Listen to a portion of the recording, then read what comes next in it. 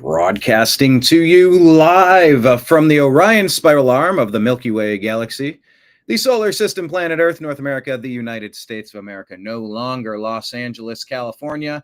To be pseudo-specific, my name is Brian Engelman. Today is Tuesday, August the 5th, 2025. And this right here is the TNAM Daily Show. My name is Brian Engelman. I am your host. This is brought to you today on the new American media, because the old American media failed you. The old American media has been lying to you. The old American media hates you. The old American media is, they are perpetuating the theft of your resources, your lineage, your country, your funds, your financing, your birthright. You are being robbed up and down by the Obama doctrine acolytes. Ain't that right, Nimbus? The globalist cabal, the banksters, the thieves, the New World Order types. Go down the list, whatever you want to call them. There's groups that think that they get to make all of your decisions and you're lucky to just be a peasant. Shut up and take it. Well, I'm tired of being lied to. I'm tired of being manipulated. And you know what? That's why. Hi. What's up, bud? That's why we started the New American Media 14 years ago. Thank you all for joining us on this journey. If anyone wants to support us on this journey, we're on Patreon at the New American Media. That's scrolling at the bottom of the screen. Nimbus is feeling feisty right now. Also, our tip jar, Venmo and Cash App at BrianEngelman. PayPal is the tip jar. The email you use is fuzzinstallment@yahoo.com. That's at the bottom of the screen. Also, anytime we talk about anything regarding vaccines or the 2020 election, I must tell you this, under countervailing views. Under duress, I must tell you about countervailing views. Go to cdc.gov, who.int, and cisa.gov/rumor control. That's scrolling at the bottom of the screen as well. That's a disclaimer because they want you to keep believing the lies. Joe Biden's totally legitimately the most popular president of all time. 2020 was totally on the up and up. Wink, wink. Nudge, nudge. Silencing. Remember when you were silenced for years and you weren't allowed to talk about COVID or the jab? And it's probably still that case.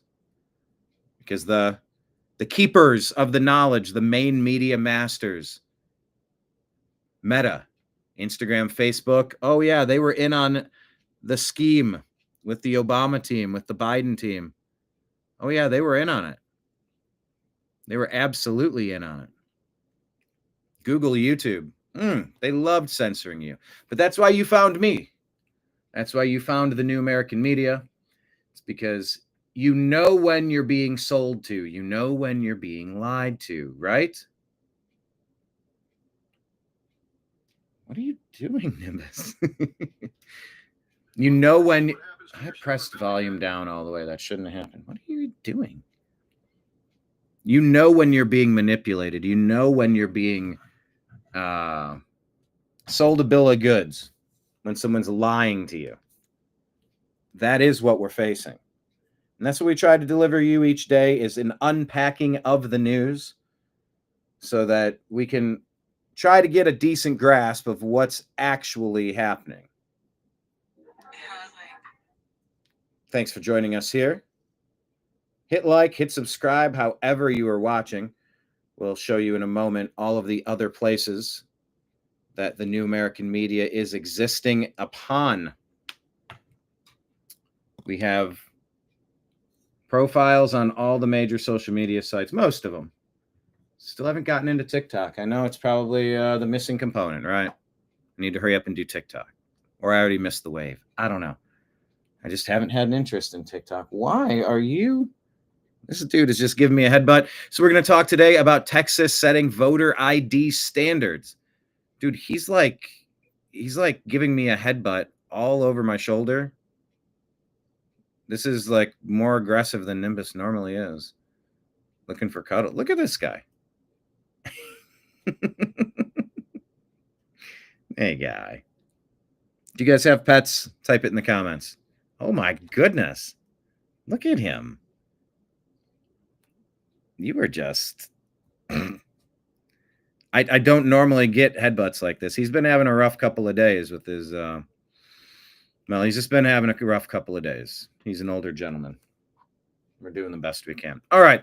We're going to talk about Texas setting the voter ID standards for mail-in ballots. Yeah, you got to prove who you are. Why wasn't this always a thing? Why weren't all of the ballots watermarked? Why weren't they labeled and barcoded so you could identify exactly which ballot came back? Some sort of double-blind system where, number one, you have to cross-reference it on a list and make sure that once that UPC code is burned, you can't use it a second time, so photocopying wouldn't work. Look at him. Look at him. Why wasn't that always the case? Watermarks and barcodes are, identification numbers. Why didn't you need an identification card to prove who you are? Something that says, yes, I am a citizen of this country and I'm qualified to vote. Not everybody gets to vote. So is Texas determining the way forward? Oh, buddy. He is feeling very needy right now. So we'll see. Maybe he'll end up sitting on my lap for the show. We'll see how it goes. But we're going to talk about that story. We're also going to talk about Sydney Sweeney. She's back in double time. She's doubled down on her advertising. Yepers. I mean, is America back? You got Justin Bieber doing what? Oh, yeah, Justin Bieber heard that there's some people out there wanting to ban your Second Amendment rights. Yeah, those are dirty, deep state, demonic Democrats. Not all Democrats are monstrous. It's just the leaders of the party push things that are terrible. Not all the things they push are terrible, but I mean, let's look at the list. There's not much that I'm really in favor of, aside from maybe the social libertarian aspects of, the classical liberal, as Dave Rubin always talks about, the classical liberal tendencies, if there are any that remain in that damned party. But Elizabeth Warren is buddying up with Mamdani the Commie.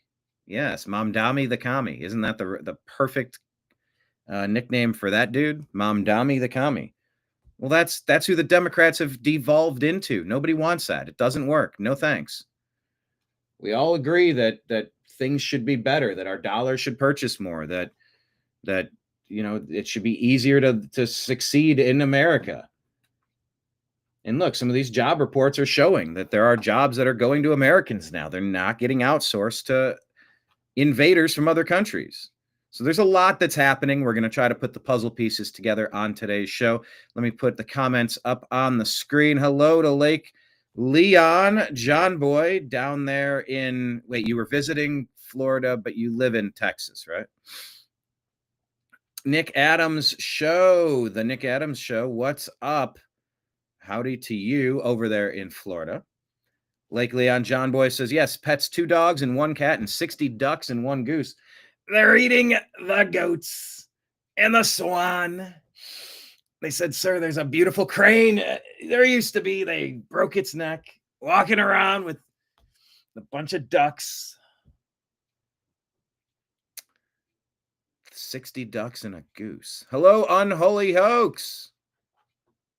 Down there in San Antonio. Question of the day. Who remembers Unholy Hoax's name? This is an ongoing joke. Who in the comments can be the first one to tell us Unholy Hoax's actual name? David Ban up there in Ontario. Good morning, good afternoon, and good evening, and good night. Welcome, everybody, to the program. So let's fire it up and start unpacking the news.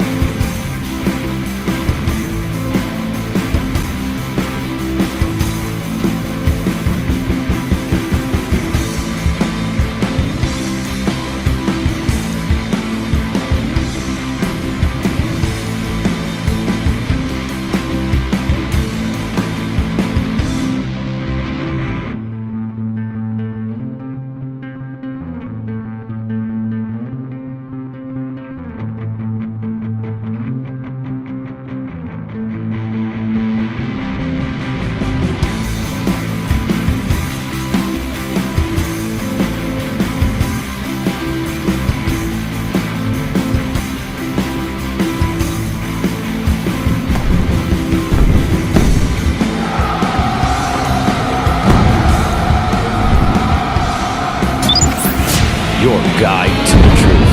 TheNewAmericanMedia.com.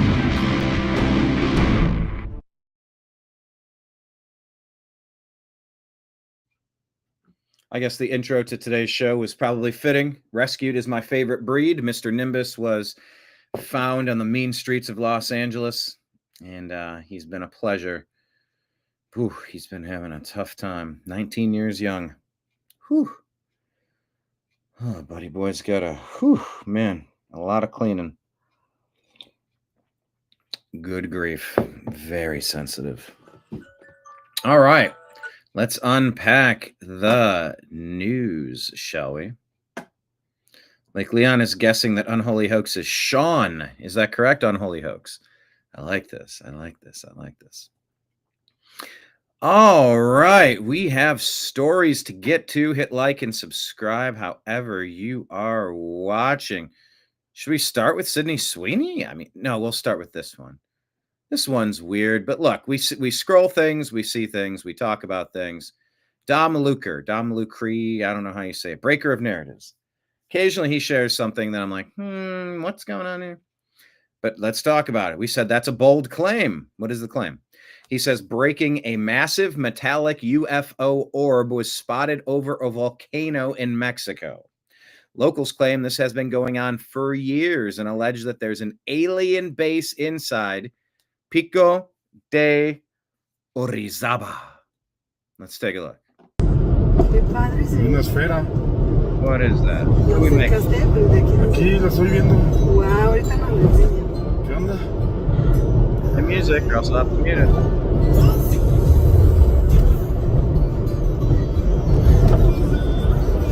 Yeah, there is music, so I'm going to mute it. I want to hear what I can't make out what they're saying, but okay, so they're saying there was a metallic looking orb at that volcano site. Video taken with an iPhone. Samsung would have been able to zoom in on the bolts on that bad boy. That's kind of funny. Yeah, false flag incoming. Project Bluebeam. Yeah, that's a good. Beware. Project Blue. Here, I'll put it together. Blue beam button. Beware Project Bluebeam, everybody. Yeah, you know, there's going to be aliens, an alien object happening in our, what was that? They said November that's going to happen. You're like, you got to be out of your mind. Our whole lives we're told there's nothing going on, and now you're telling us there's some alien object. Come on. No. We're not doing this. We're not doing another COVID-style hoax to overthrow another administration. We're not doing it. In fact, we're currently prosecuting the last administration that was on a 9-year RICO conspiracy case to overthrow the United States. Don't you know? Ah, there we go. Chris in San Antonio, what's up? Hey, San Antonio, you guys just signed a really expensive contract. Who just signed down that? Not Devin Booker. Who's the new De'Aaron Fox? Who did you just get to team up with Victor Wembanyama? Spurs have been a really well-run organization for a long time. Anyway, keep your eyes peeled to the sky. Pull your head out of your ass and out of your phone occasionally and look up toward the heavens, shall you? All right, here's Sydney Sweeney. You can take the dude out of the country. You can't take the country out of the dude. And there's music that I'm not going to play. Wish you were here.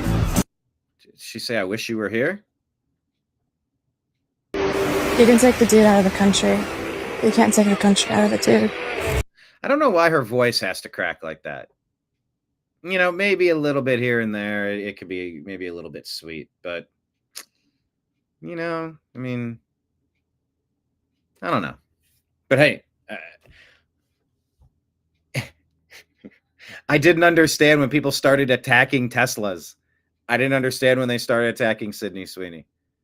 Oh, of course you wouldn't understand. She said good genes, literally. Like, what? There's bad genes, and like everybody that's not hot and white has bad genes. You're kind of sounding like one of those bad guys. Sounding like one of those. Yeah, from like Germany in the 30s and 40s. You remember the guy? We don't even say his name. He's that bad. Wasn't that guy saying a lot of the same things that Hamas is? It's totally different. No, I mean, a lot of what like Hamas in Palestine, what they were saying was to eradicate camps and cages and facilities and graves and ditches and gas. And no, it's totally different. They might have had a little bit of, because you're saying the most evil guy on earth sounds just like the people you're waving flags to support in that war over there because they butchered 1,200 of their neighbors. Yeah, but don't make me think about that. It's just he's bad and they're bad and everything's bad except, well, I mean, Israel's bad, but not Palestine. They're perfect. So I wonder, is Sydney Sweeney going to be the new lightning rod for no apparent reason? She doesn't mention genes. Oh, you mean it's not genetic? It's just a chick with some cleavage. Yeah. Can we return to the good parts of the 90s, please? We used to have like the Man Show and just normal Americana. You don't need to objectify. It's an advertisement. Either it works or it doesn't. We're hardwired how we're hardwired. So I don't know. Is Sydney okay, question of the day. I agree with this statement. Sydney Sweeney will continue as one of the main topics of Democrat left-wing hate. Irrationally. Agree or disagree? Sydney Sweeney will continue to irrationally soak up left-wing hate. Agree or disagree? Question of the day. Type it in the comments.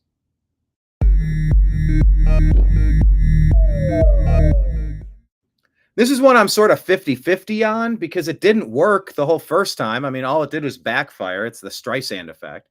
Stop flying over my house. Now everybody's flying over your house. Okay. Okay. To be fair, I wouldn't want people flying over my house all the time either, but it is what it is. The more you talk about something, the more it happens. But I'd say it's a coin flip. Maybe 50-50 chances that the people with Trump derangement syndrome, then Tesla derangement syndrome, and Sydney Sweeney derangement syndrome, they're just doing as they're told. They're doing what their leaders are telling them. Hey, we got the script today. Let's go firebomb a car. You're like, no, you morons, no. I always thought my clever retort to the insult moron was to call somebody a less off. You're a moron. Yeah, well, you're a less off. Huh? Yeah.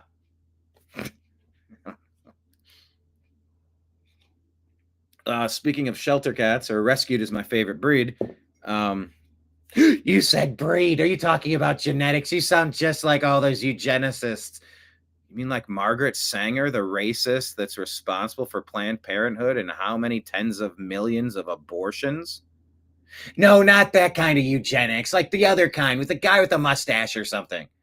The guy that sounds just like the Palestinians in Hamas.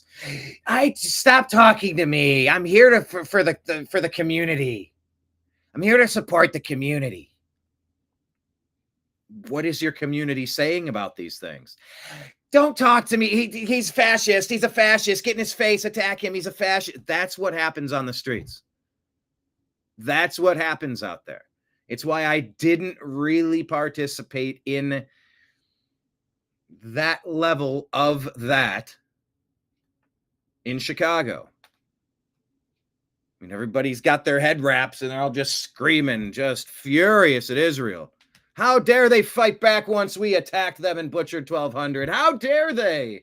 I would have never expected blowback from launching a war. No, you see, the war started in 1947, and we're just going to keep fighting forever because it should have never happened. From the river to the sea, all the Jews should go into the sea.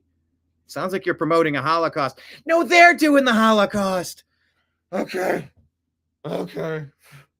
I can't keep up with the mental gymnastics of these conversations, which is why I sort of don't waste too much. Well, waste or allocate, because they're not unimportant topics. It's just circular logic. We're in a vacuum of, we're in a loop of crazy.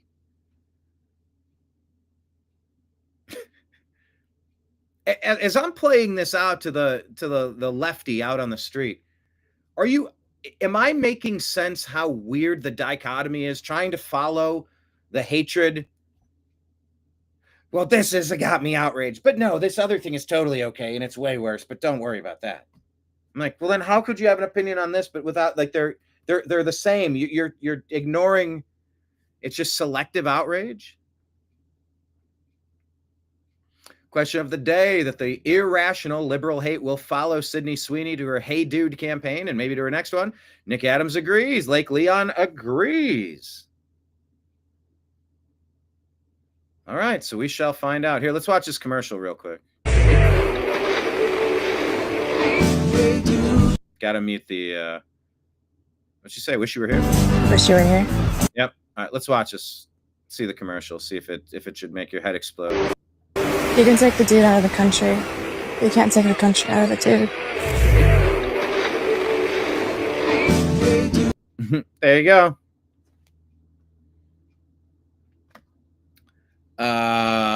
America is returning to glory. I don't know. That's the comment I'll leave. America is returning to glory button. I don't know. But I think we've all agreed society peaked in 2000. Does anyone dispute that society peaked in 2000? Because that meant, if you're old enough to really appreciate 2000, you have historical context of the 90s back into the 80s.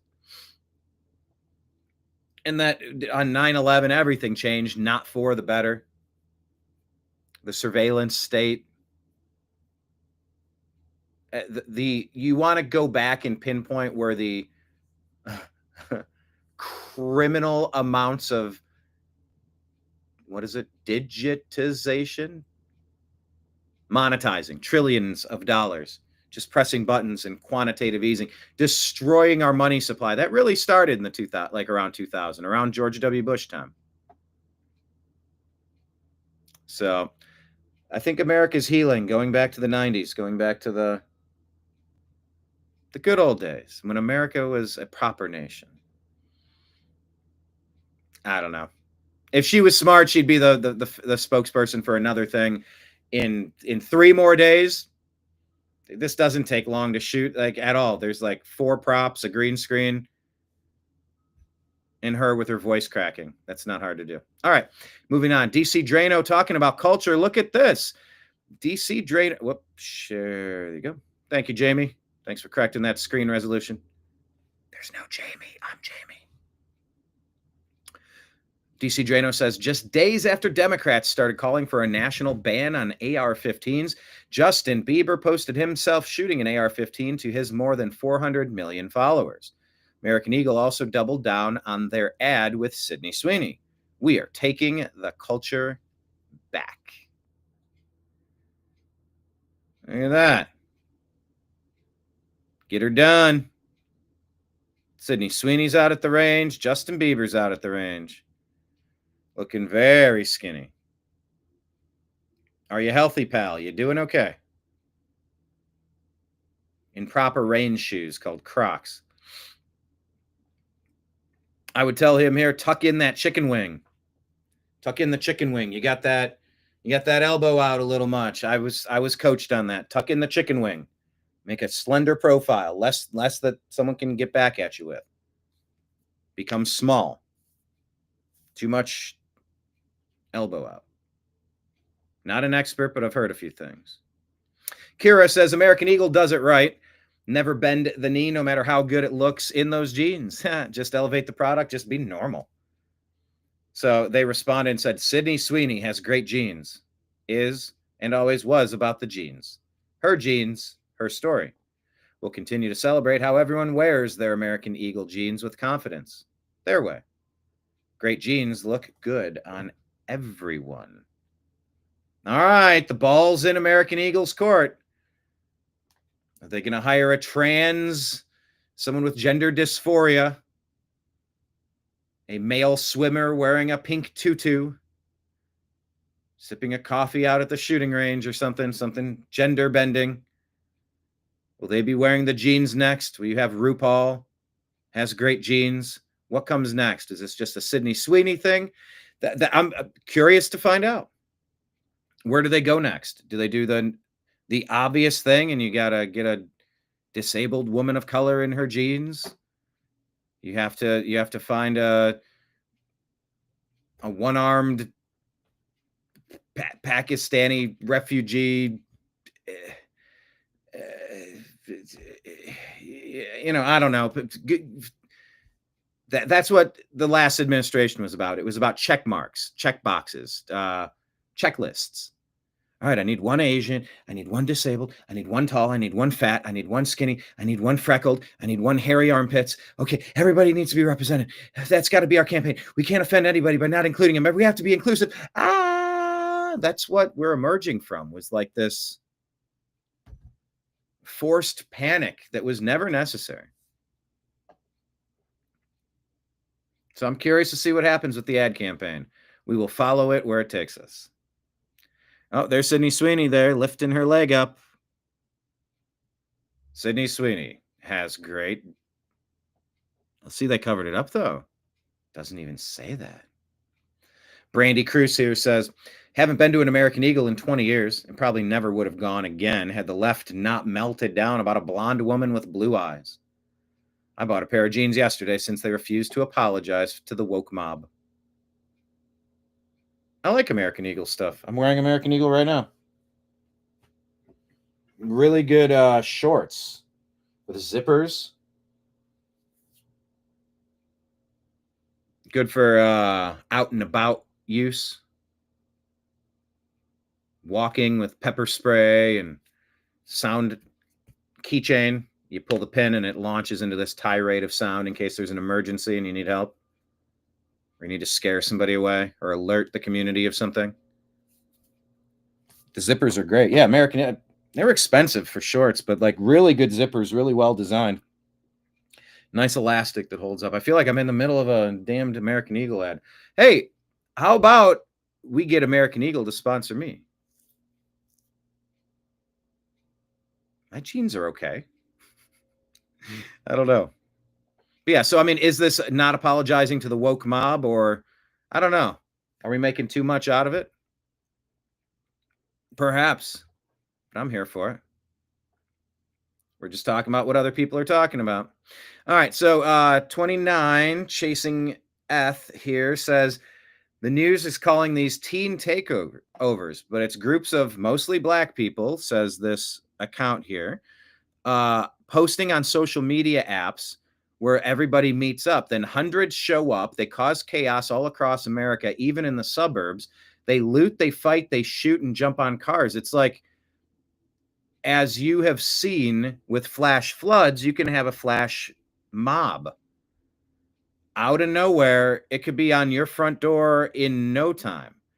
They're saying here, this is domestic terrorism. That's what this is. This is from the Daily Caller News Foundation. Teen takeovers across the country. They keep calling them teen takeovers, but it's domestic terrorism. Spontaneous teen takeovers are popping up. It's when large groups of teens plan to meet at a mall, a movie theater, amusement park, and cause trouble. By now, you may have seen some of the teen takeover in Lakeview late Monday night. Many here jumped off the red line at Belmont, soon blocking traffic and jumping on cars. No violence, but disruption and... I said it's like Pride Part 2. We don't want violence, but they're committing violent acts. They're destroying everybody's vehicles. Man, you destroy somebody's vehicle, man, you could put them in a seriously bad position for a long time. Nobody has a right to do this shit. Damage. CPD officers work to control the crowd and move them out of the area, but the teens left behind a path of destruction. Okay, so where's the surveillance footage, and why haven't you arrested the people who have been committing those acts? People were horrified by the extent of the damage this morning. Shoe prints on cars, hoods dented. I'm sorry. Yeah, that wasn't a shoe print. That was a completely collapsed hood and God knows what damage underneath it. Windshields broken. It's terrifying. Everyone was like, well, you got to call your insurance. And we did. And they were like, oh, you don't have the package that covers mob insurance. As this recent That's criminal that you shouldn't, that you should be denied because there was an out of control mob. Come on, there's certain stuff that when you get an insurance policy, you need to bake that in. You're literally paying to keep an eye on your car.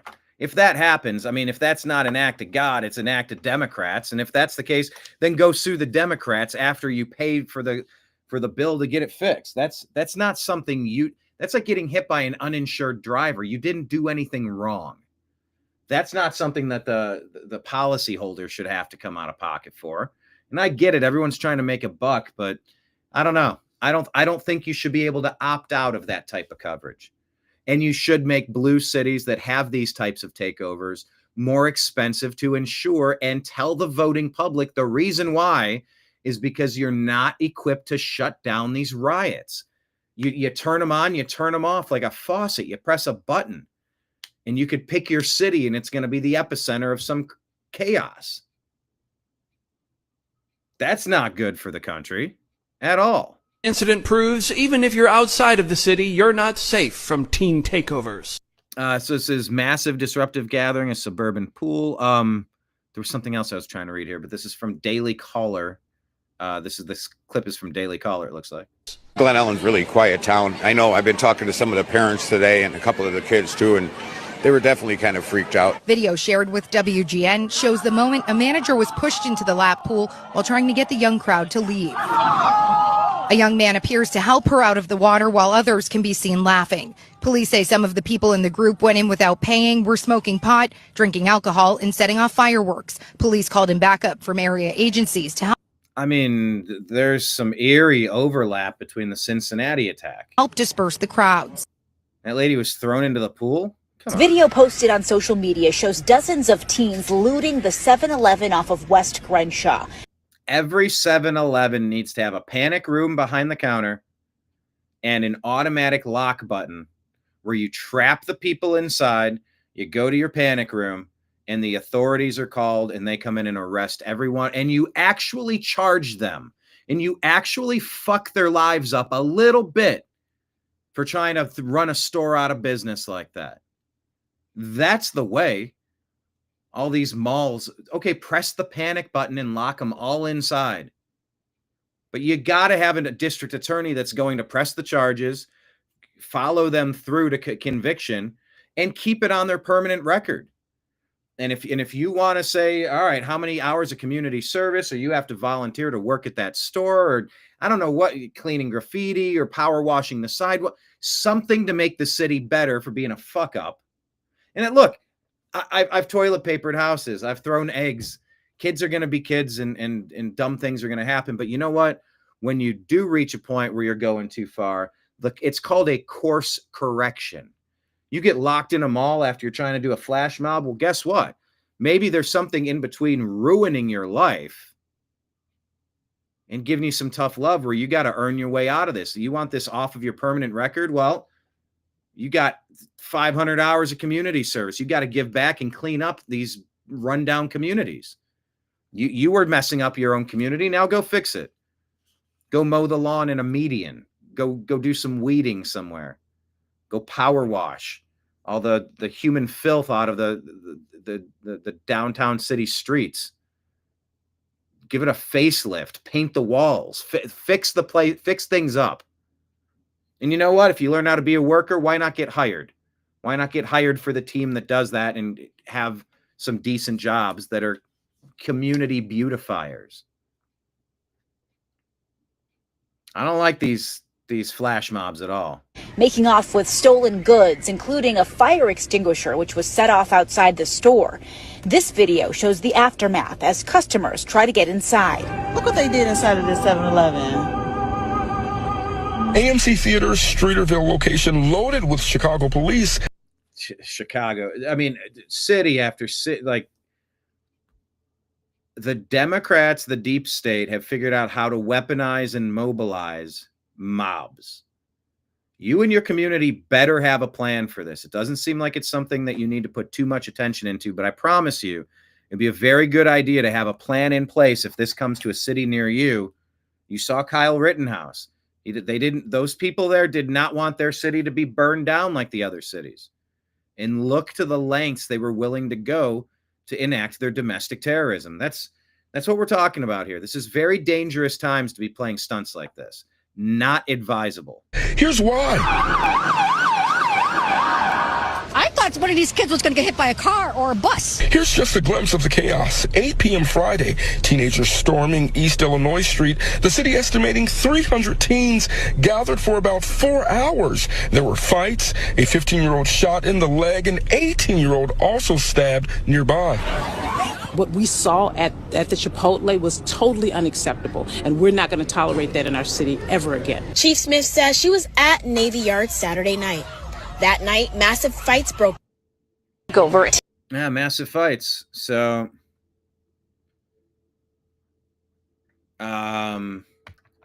let's tally the total arrests on this thread.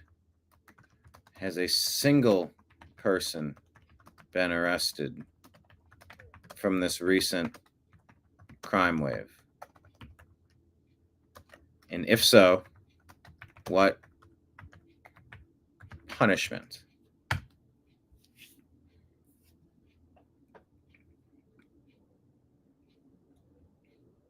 hate seeing that stuff. I saw this post yesterday, and it reminds me... It sort of reminds me of how we unpack stories on the New American Media for the TNAM Daily Show sometimes. I am actually working hard to condense things, but, you know, I also love the ability to call the audible, and we're all hanging out. We're all going off on tangents and telling other stories and trying to be funny, having some fun, telling jokes. But yeah, the way this girl describes it, this is... My brain definitely does this. Can anyone else relate? What is that like to tell a short story? I couldn't tell you. You're getting past details, future details, current details that I haven't even thought about until I'm in the story, and I'm like, put that detail in. It's needed. It's wanted. They need to hear it. They need to know it before I can even begin to start my story. What's it like? What is that like to tell a short story? Can anyone else relate to that? What's it like to tell a short story? I don't know. All right, TNAM preparedness here. Flash flood disaster. There's a flash flood. It could be a flash flood. It could be a forest fire. It could be a flash mob. You better be ready to jump. Have a go bag with you at all times, ready to hit the door and go. Get your digital documents, get your paperwork, get a hard drive with the most important thing. Put your stuff in one spot. What if you saw this and you had time? You had 2 minutes to go. You grab you have your pet stuff prepared. You have a carrier with their food and medicine. Grab it and go. Cross them in and that might be necessary. By the way, I know they're shrieking, but they got random music going dun dun dun dun dun dun dun dun. All right. Be very careful if you're near water, everybody. Be very careful. All right. Miss Muckraker reminds us of a letter from John Adams to his wife, Abigail Adams, in 1776. Quote, oh, by the way, I never advertised the newamericanmedia.com, but that is our homepage. It's sort of a shell. It's sort of just like a documentary thing. I don't regularly upload there. I probably should. But it does exist. But we have a quote of the day, and I think it refreshes hourly. Or is it every 24 hours or every hour? But it's like a rotating quote of the day section. Anyway, here's a quote from John Adams. I'm well aware of the toil and blood and treasure that it will cost us to maintain this declaration and support and defend these states. Yet, Through all the gloom, I can see the rays of ravishing light and glory. You know, saying the juice is worth the squeeze. And wokeness shows us Representative Ramirez, Democrat from Illinois, says in Spanish at a podium, at a lectern, I am a proud Guatemalan before I am an American. Why are we allowing foreign-born people to serve in defense of our country? If it's good enough to have term limits, and also, what is the verification process to confirm if someone was born in America? Because I have questions. Oh, yeah. I made about 100 phone calls, and I documented the whole thing, and it's one of these days I'm going to unpack it for a historical record. Because if you talked about birtherism, oh, you were denounced, you were laughed off, you were, oh my gosh, you were this and that if you talked about it. And I just said, all right, let me just approach it from this way. Let me back up. Who is it that verifies eligibility? And holy shit, the rabbit hole I went down of not finding an answer was terrifying. But I would say you must be born in America. What do they call it? A natural born citizen, born to 2 American parents in order to serve as president or to serve in Congress. Agree or disagree? You should be natural born to 2 American parents to serve in either Congress or as president. Do you agree or disagree?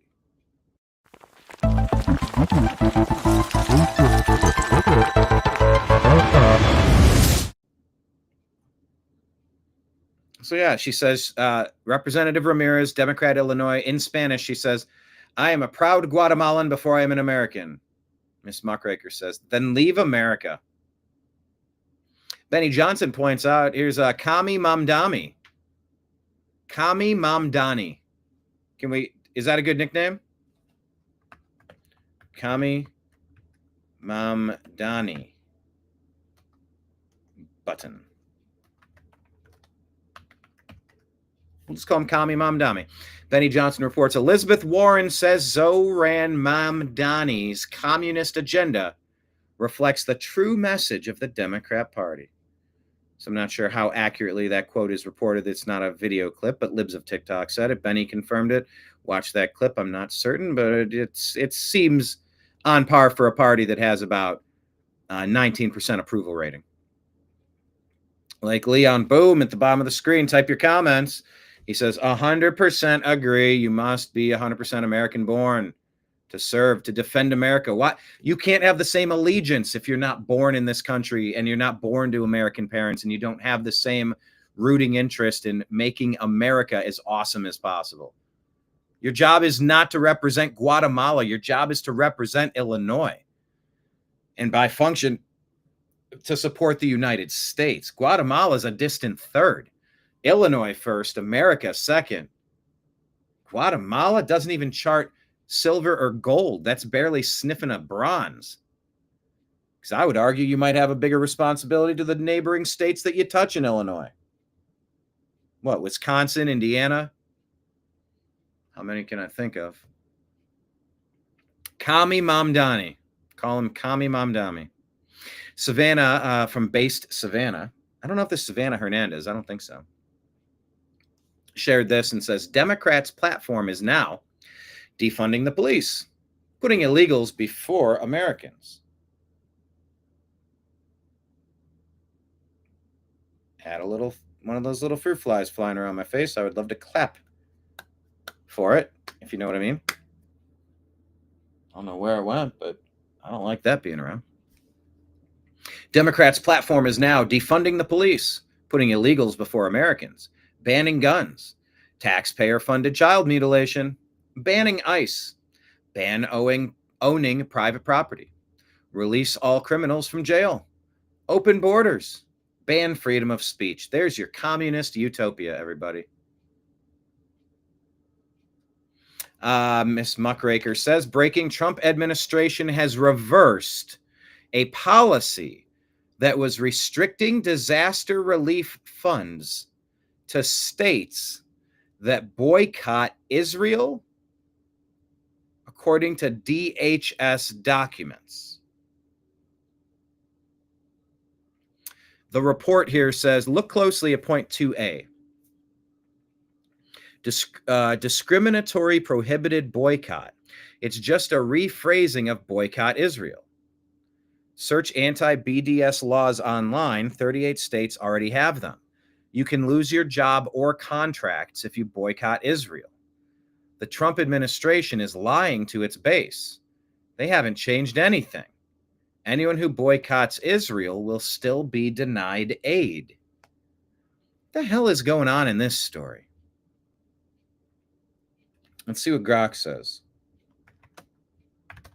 What is the gist of this story that the Trump admin is banning, what is it, natural disaster help?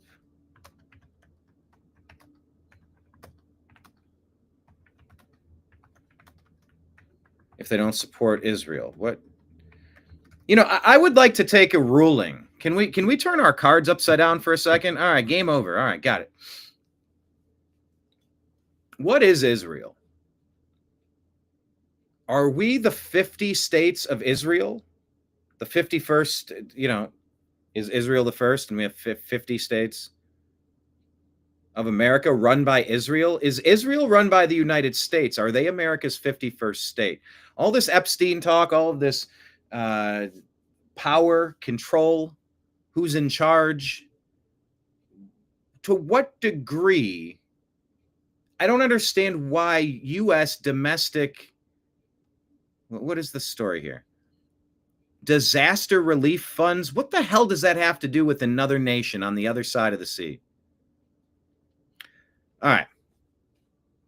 The story is, at least according to Grok. Let's try to put our hands around this because I think it was Nick Adams commented on this yesterday, and others questioning, what about this? Is America first? I saw Steven Crowder doing something, just scrolling. I haven't listened. I heard maybe Scott talking a little bit. It's been a lot going on. But I believe that's the gist of it. So let's read into it. Look close. Oh, no, wrong page. Hold on. There we go. The story stems from a brief, okay, that leads me to believe it's been undone. A brief policy change by the Trump admin in August of 25. That's like the past couple days, where the Department of Homeland Security, DHS, initially included a clause in FEMA grant notices requiring states and cities to certify that they would not boycott Israeli companies to receive disaster preparedness. Hold on, almost got it. I'm tracking you. Oh, I missed it just barely. It was right around here. I had it. I was tracking it. Just need to back up a little. They would not boycott Israeli companies to receive disaster preparedness funding, affecting at least $1.9 billion for equipment and emergency services.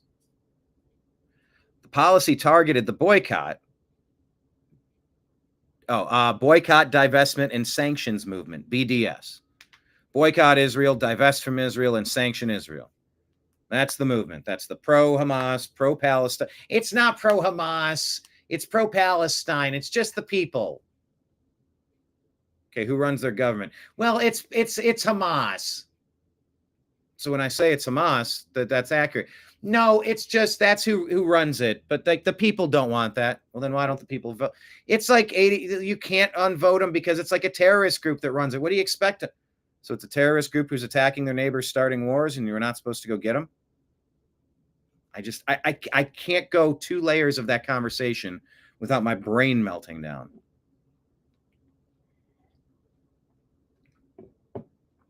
David says, for me, it's an uneasy feeling that another power has so much control over everything. Oh, yeah. Go back to 1913. Guess what? We can shake you by the ankles and take tax dollars from your income now. Ta-da! There's an income tax now. Oh, guess what? We're going to create a private Federal Reserve banking system. We're going to print your own money now, but don't worry. We're nice enough. We'll loan it back to you. You just have to pay us interest because we're your slave owner now. We own you, say the banksters. Oh, I don't think that's right at all. These banksters, it seems like they staged a coup to overthrow the United States of America. It's time we get rid of them. Also, in 1913, we're going to start the Anti-Defamation League, and we're going to go after anybody that says mean things about bankers who are creating money out of thin air and collecting money from us, the American citizens, like they are the slave masters and we are their slaves, their property, their cattle. We only exist so that we can keep giving you taxes. But we can't say anything bad about it or else we'll get arrested because the ADL, the Anti-Defamation League, will come after you. Doesn't that sound like Great Britain today? Now they've been overthrown in their caliphate, the Islamic invasion to overthrow the United Kingdom. And if you notice, like Tommy Robinson, if you mention this is not okay, you're not going to change our culture, you're not going to import Sharia law and dominate us, we're going to speak out about it. All these women, all these children being targeted, being abused in acts of warfare. It's warfare to abuse the kids and the women. It's warfare to take over the streets and assert your dominance and do the calls to prayer. And it's a warning that we run this street now. It's an invasion. It's an overthrow of your nation by people who are not citizens of your nation. By the way, don't states have the ability to revoke citizenship, to remove you if you've flooded into that nation illegally? Well, that's what the United States is trying to figure out right now. There's a lot of parallels. A lot of parallels. David says, another thing I'm not a fan of. David has a Canadian perspective. Here we are. Let's get the Canadians' perspective on the UK on this American show. But I love it. Like, that's what you're here for. Your problems are our problems. Our problems are your problems. Don't think we only have a problem at our southern border. Oh, we got a problem at our northern border. And Canada has a problem importing the third world as well. Oh, I can't. You're saying anything that's not Canadian is the third world? That's bullshit.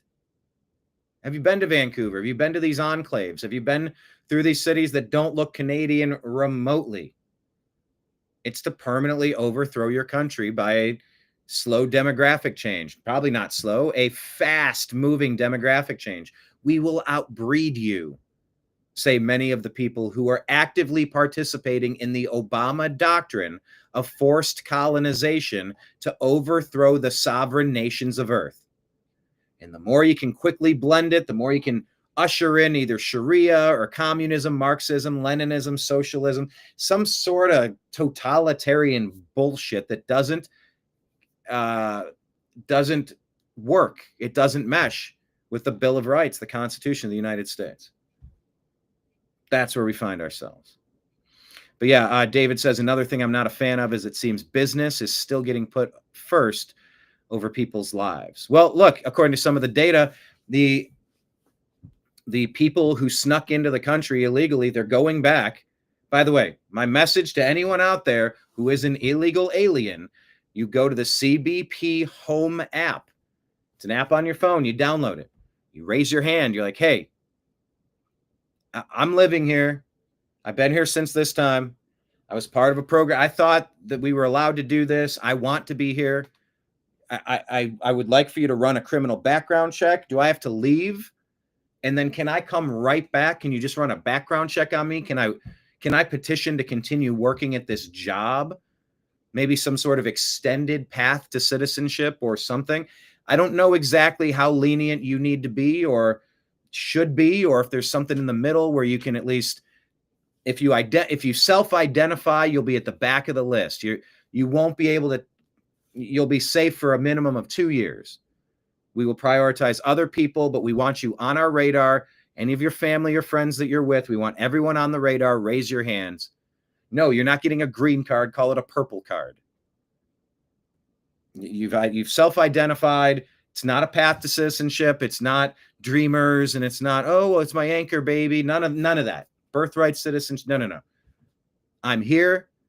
I was working a job. I'd like to work a job legally and pay taxes.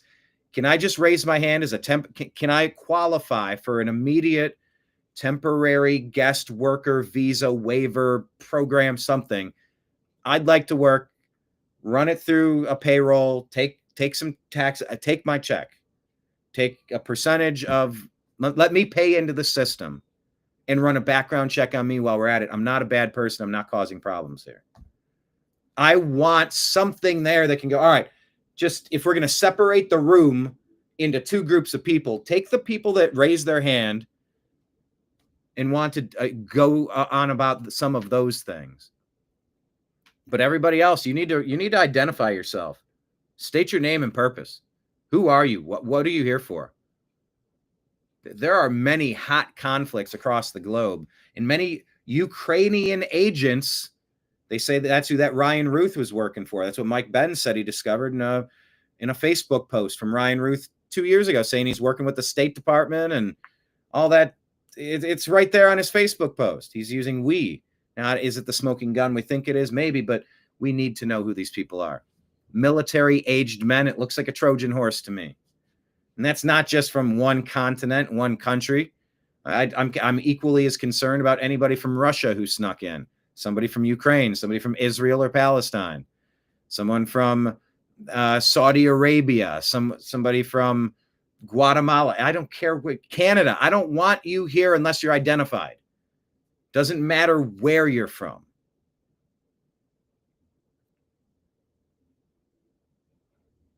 Going back to Grok here. The policy target BDS movement seeking to pressure Israel economically over its actions in Palestinian territories. Critics, including some Trump supporters, called it unconstitutional and prioritizing Israel over American interests, while supporters like the American Jewish Committee backed it as a stand against anti-Semitism.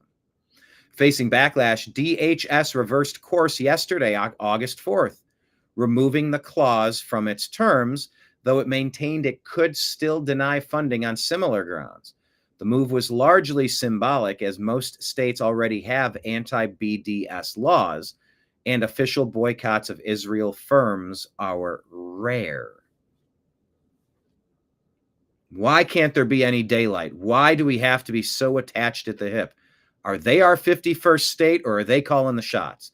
Did Epstein trap Bill Clinton and all of the other presidents that we've had? And this has been going on for 100 years when they overthrew our banking system and turned us into debt slaves. We're cattle on their farm. They're the ranch. They're the ones that oversee the property, and we're just lucky to hang out. I don't know. David reminds us that they have the largest faction of the Muslim Brotherhood in Canada. In Ontario, no bueno, sir. No bueno. It's about a global caliphate, using the religion to install Sharia as think of Sharia as an operating system. Linux is not compatible with Windows devices. The Mac operating system is not compatible with Windows, or it's an operating system. You can have your Mac or your PC. You can do that over wherever you are. You're not coming in here and changing. We have a way of life. We have a national language called English. We have a way of life in our parameters that we allow. It's called the Bill of Rights. Sharia is incompatible. It's not something that can coexist here. There's no, yeah, man, just live and let live. You can't be like mean to people, man. It's like, nobody needs to be mean to anyone. You want to go do something that's incompatible? Do it away from me. We have an operating system that works just fine. But I'm telling you, Canada, you guys have got to get your act together. But what happens to Canada happens. Your problems with Trudeau and going after the truckers and the freedom rallies and the COVID lockdowns, the shutdowns, and it was terrible. And the fact that there was no leadership out of Trudeau, it was just as feckless and backward as Kamala Harris, Joe Biden, Barack Hussein Obama combined. It was the worst globalist claptrap you've ever seen. So anyway, that's that story.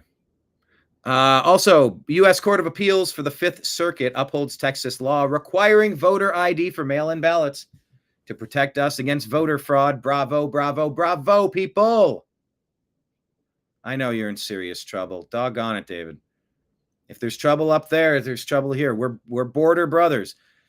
Should we just, if we were able to merge Canada into the United States, Is there a world where you could envision that happening and Trump helping clear out the illegal immigration in your country? To help get you your Second Amendment rights back. To say, you know what? Whatever this handgun or these rifle, we're repealing all this shit. This is America now. Arm up. And if you want to show up and invade Canada, well, you know what? You walk through the front door. And there's a process. You just don't show up and get rights and privileges and money. Is there a universe where you could imagine adding Canada, adding Greenland for that matter, uniting the continent? I don't know. Lake Leon says, as of 2020, there are approximately 2,700 mosques in the United States, representing a 31% increase from the 2,100 mosques counted in 2010. They could ask the autism question. Well, is it that there's more autism or we're just getting better at diagnosing it? Okay, fair question. There's more of it. There's way more of it.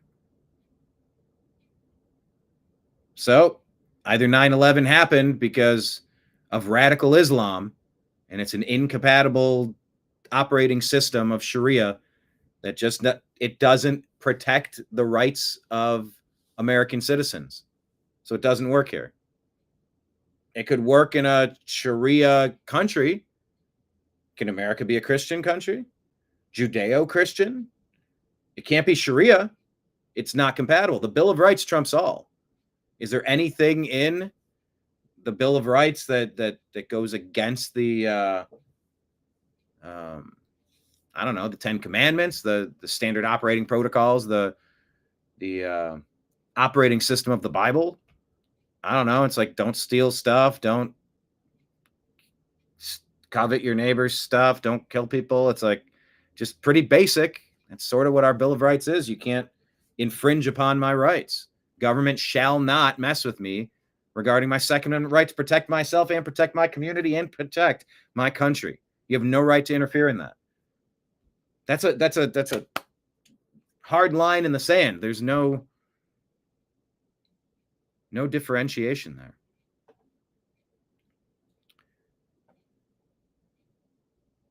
All right. So I'm just curious if we could team up with Canada, if we could help you fix some of those problems you have. I don't know. I'm open to it. Trump got us thinking about it. I'd never really considered the thought, but I mean, the way things are going for you up there, at least this guy could get a lot of things back on track fast so that we can succeed as a hemisphere. And we better be united. There shouldn't be any daylight between us because we share a border, man.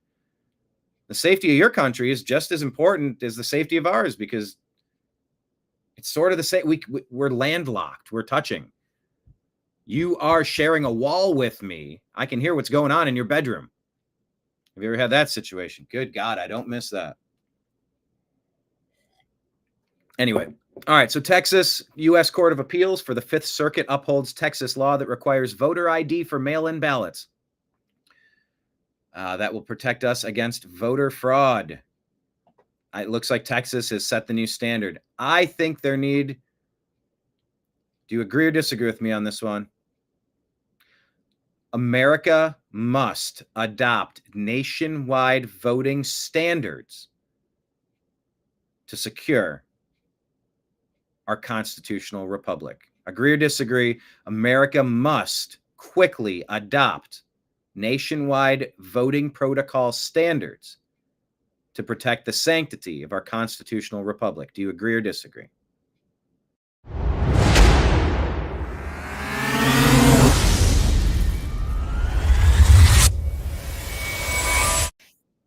Because there are states' rights people that say, no, you can, state to state, it varies. You can kind of make your own thing based on the state that you live in. And I go, no, this is unique. This is rare.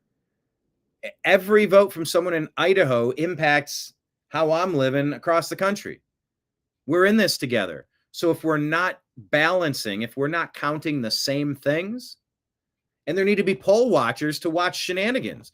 There need to be federalized poll watchers that can alert and pause, flag, stop, and correct instantly the problem spots. in all of the major precincts, the 100 largest precincts in America, at least the biggest cities, they need to have national poll watchers, I think. Yes, and same-day voting as well. I agree on that. No mail-in ballots. If you need to go to extremes for a mail-in ballot, all right, more power to you. Have at it. But yeah, you need an ID. We need to verify it's you. We need a double, triple, like we need a wellness check, like something that can, like we need to like find out, is that actually you? At some point, maybe the voting system will be on a blockchain. And maybe while we won't be able to identify your vote versus your authorization number that lets you in to get your vote counted, maybe there's a better way to tally this. I don't tally me bananas. Daylight come on, me one go home. Me say day. Oh. Daylight come on, me one go home. What the hell was I talking about? Talking about the voting system. Did I say daylight? Yeah, I'm not convinced we have a secure voting system. I don't think the Democrats are remotely near. Oh, we're a 51-49 country. It's really close. No, it's not. I think how they're polling at about 19%, that feels about right. 1 in 5 people might get duped, but the other 4 are going to be like, sorry, pal. And by the way, a lot of the personal stuff that you do you. Just you're not going to impose your stuff on anybody else. That's pretty libertarian when you break it down. But I think we need a national balance with our voting systems. Because if we can't trust what's happening in the other states, then we have no system. All right, moving on. Info Battle Maiden here says, this weekend at Costco in Frisco, Texas. What is this? They're calling it an Indian takeover in full view. Hardly any Americans in sight. By the way, can confirm. Went to a Costco. Whoa. What is going on? I saw this in a Walmart. I saw this in Costco. These appear to be trafficking hubs. Is DHS like onto this? Are they aware of kind of what's happening here? They say here the Indian population exploded 4,510% in Frisco over the last 20 years, surging from 2.5% to nearly 1/3 of the city. This is invasion. This is invasion through population density. This is outbreeding you. This is out. Remember the media? Remember the media? Oh, there were people with tiki torches. They said, "You will not replace us." Tell me, what was the line in there that, oh no, that's a dog whistle for white supremacy. No, these are Americans living in America saying, I don't want my town to be a target for 100 brand new people, not citizens of this place, to now suddenly be all in the same area demanding that they live their version of things, not assimilating into what other people are doing. It's building an enclave, a city within a city. It's not 100 people. It's not 1,000 people. It's not 5,000. It's not 10,000. This is hundreds of thousands. This is millions. Tens of millions of people have been dumped into America to change it in 2 generations. Well, if they all have 3 kids, and if the population rate of the native-born Americans, whoever those people are, to American parents, that doesn't mean anything other than American parents. That could be from any continent, any color, any creed, anything. Just this whole skipping the assimilation part, and we have no right to find out who's here and who has a criminal background that would disqualify them from staying. Nah. I mean, it was very effective to demonize anyone that says, oh, you're not going to replace us. Yeah. What did the residents of Springfield, Ohio say? Yeah, we want to work in that. We want those jobs. You're like, well, you You guys had drug problems and you were lazy, so we brought in a bunch of foreigners we could pay pennies on the dollar. Huh? That doesn't work. That's not how you succeed as a nation. In that little microcosm of they're eating the geese, that is a microcosm of the country. That's happening everywhere. Yeah, Costco was a strange place when I was there very recently. Info Battle Maiden says H-1B betrayal robs our people of jobs. Yeah. Instead of training Americans to take these jobs, they're importing foreigners. How about use American workers in America? H-1B betrayal robs our people of jobs, wipes out our heritage, and erases our communities. America's harsh new reality, the great replacement, is unfolding. Mayorkas and Biden were up there cackling and laughing about it. And that's going to be a good thing. Come on, man. You know the thing. White people won't be the majority in our country. People of European descent, white people are not going to be a majority in this country in a generation or two. And that's a good thing.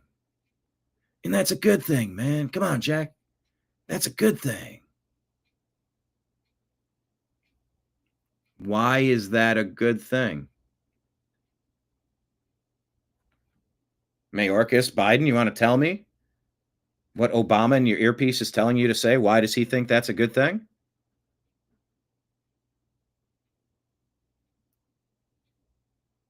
Interesting.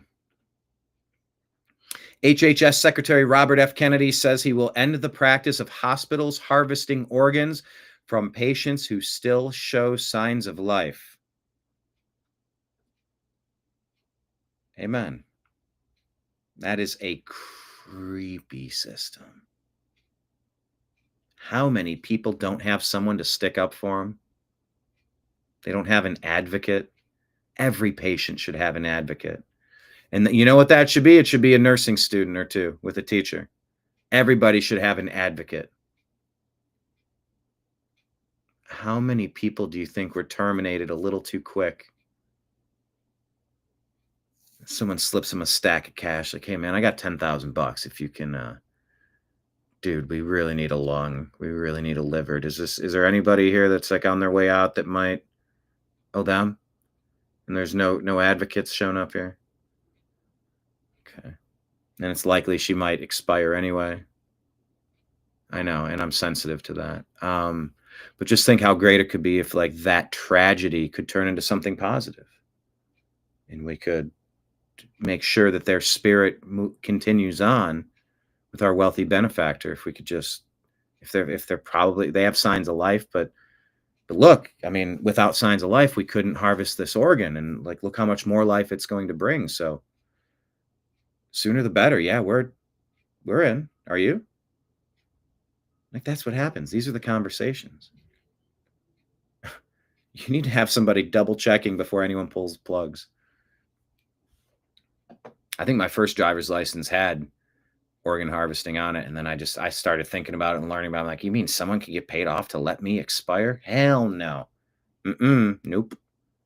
I'm removing that incentive right now. Right now. So thank you, Bobby Kennedy Jr. President Trump prepares executive order to punish banks that discriminate against conservatives, per Wall Street Journal. Oh, that's overdue. Yeah, that was a Trudeau thing up there, David, with you and what was going on up there? The people were getting debanked. Debank.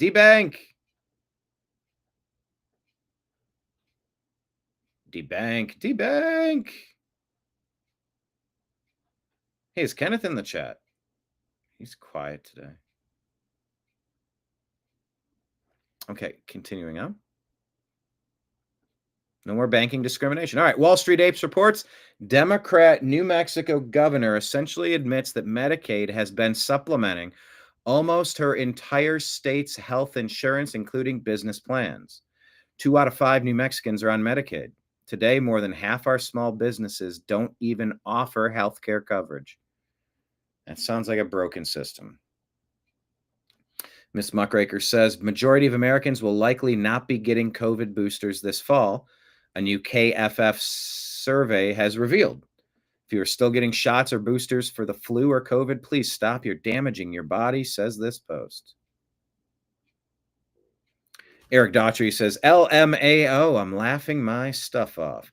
President Trump on Jasmine Crockett, quote, you have a low IQ people like Crockett. I wonder if she has any relation to the late, great Davy Crockett.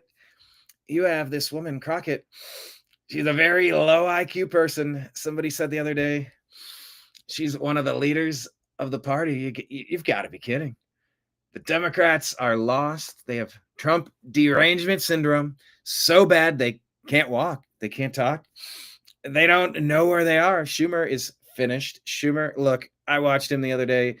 He's lost all of his confidence. This is peak vintage Trump. What is this? Ulta and Sephora apparently want to go broke. Everything woke turns to shit. Okay. Yeah, they're advertising their dudes for their product line. Okay. Good luck. That's a bold strategy, Cotton. Let's see how that plays out for you now that USAID and the media aren't running cover, making you think some of these fringe issues are super duper popular when they're polling at about 19% on a generous day. Good luck with that. Breaking, President Trump says he is not happy with India and he will increase tariffs on India in 24 hours. Agriculture Secretary Brooke Rollins announces new waivers that are banning soda, candy, and other junk food from food stamp eligibility. SNAP is a supplemental nutrition program meant to provide health food benefits to low-income families. How about that?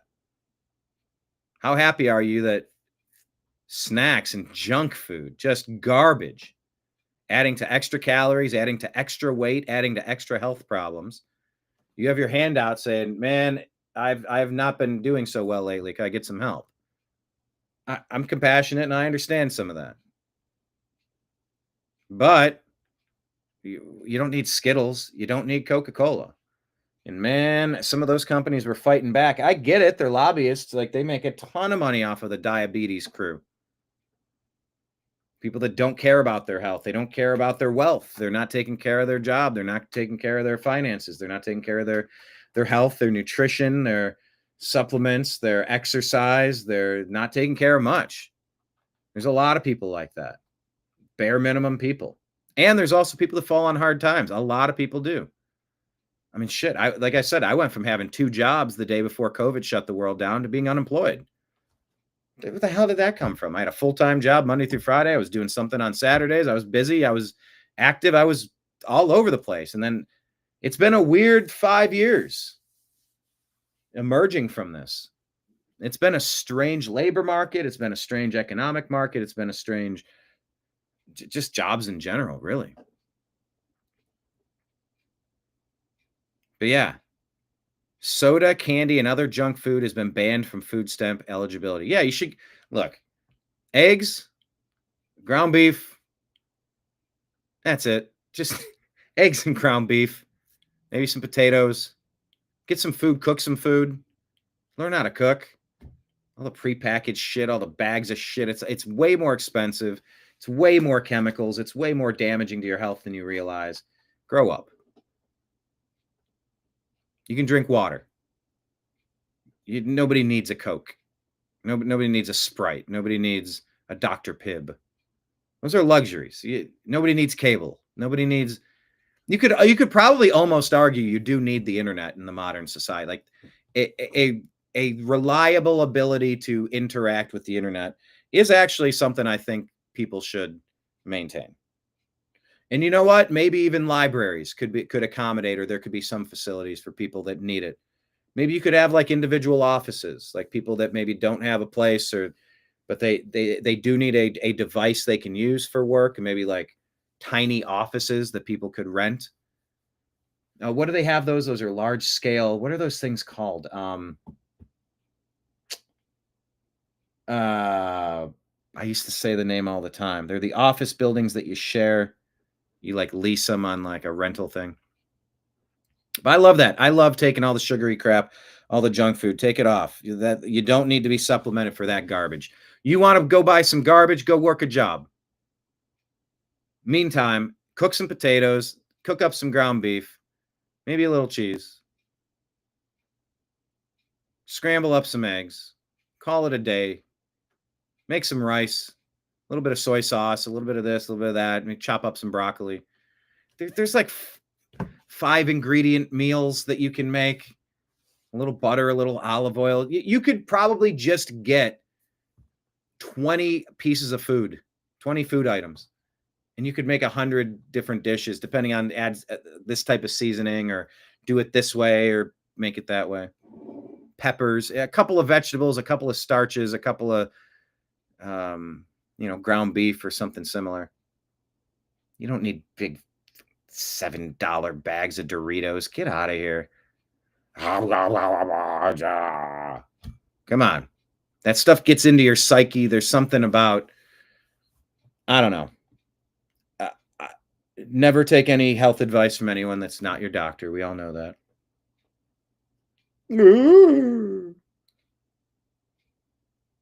But there is something that comes with fasting. There is a clarity that comes. And I'm thinking, am I going to eat lunch today? Am I not? I've been greatly reducing, recalibrating consumption. What I'm consuming, when I'm consuming it, how often I'm consuming it.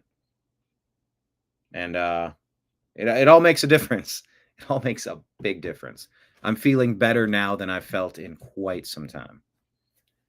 From just maybe a year and a half ago, I'm feeling very different. But we have to prioritize the things that matter. Our health, it matters. Mental health, spiritual health, financial health, all of it. It all matters.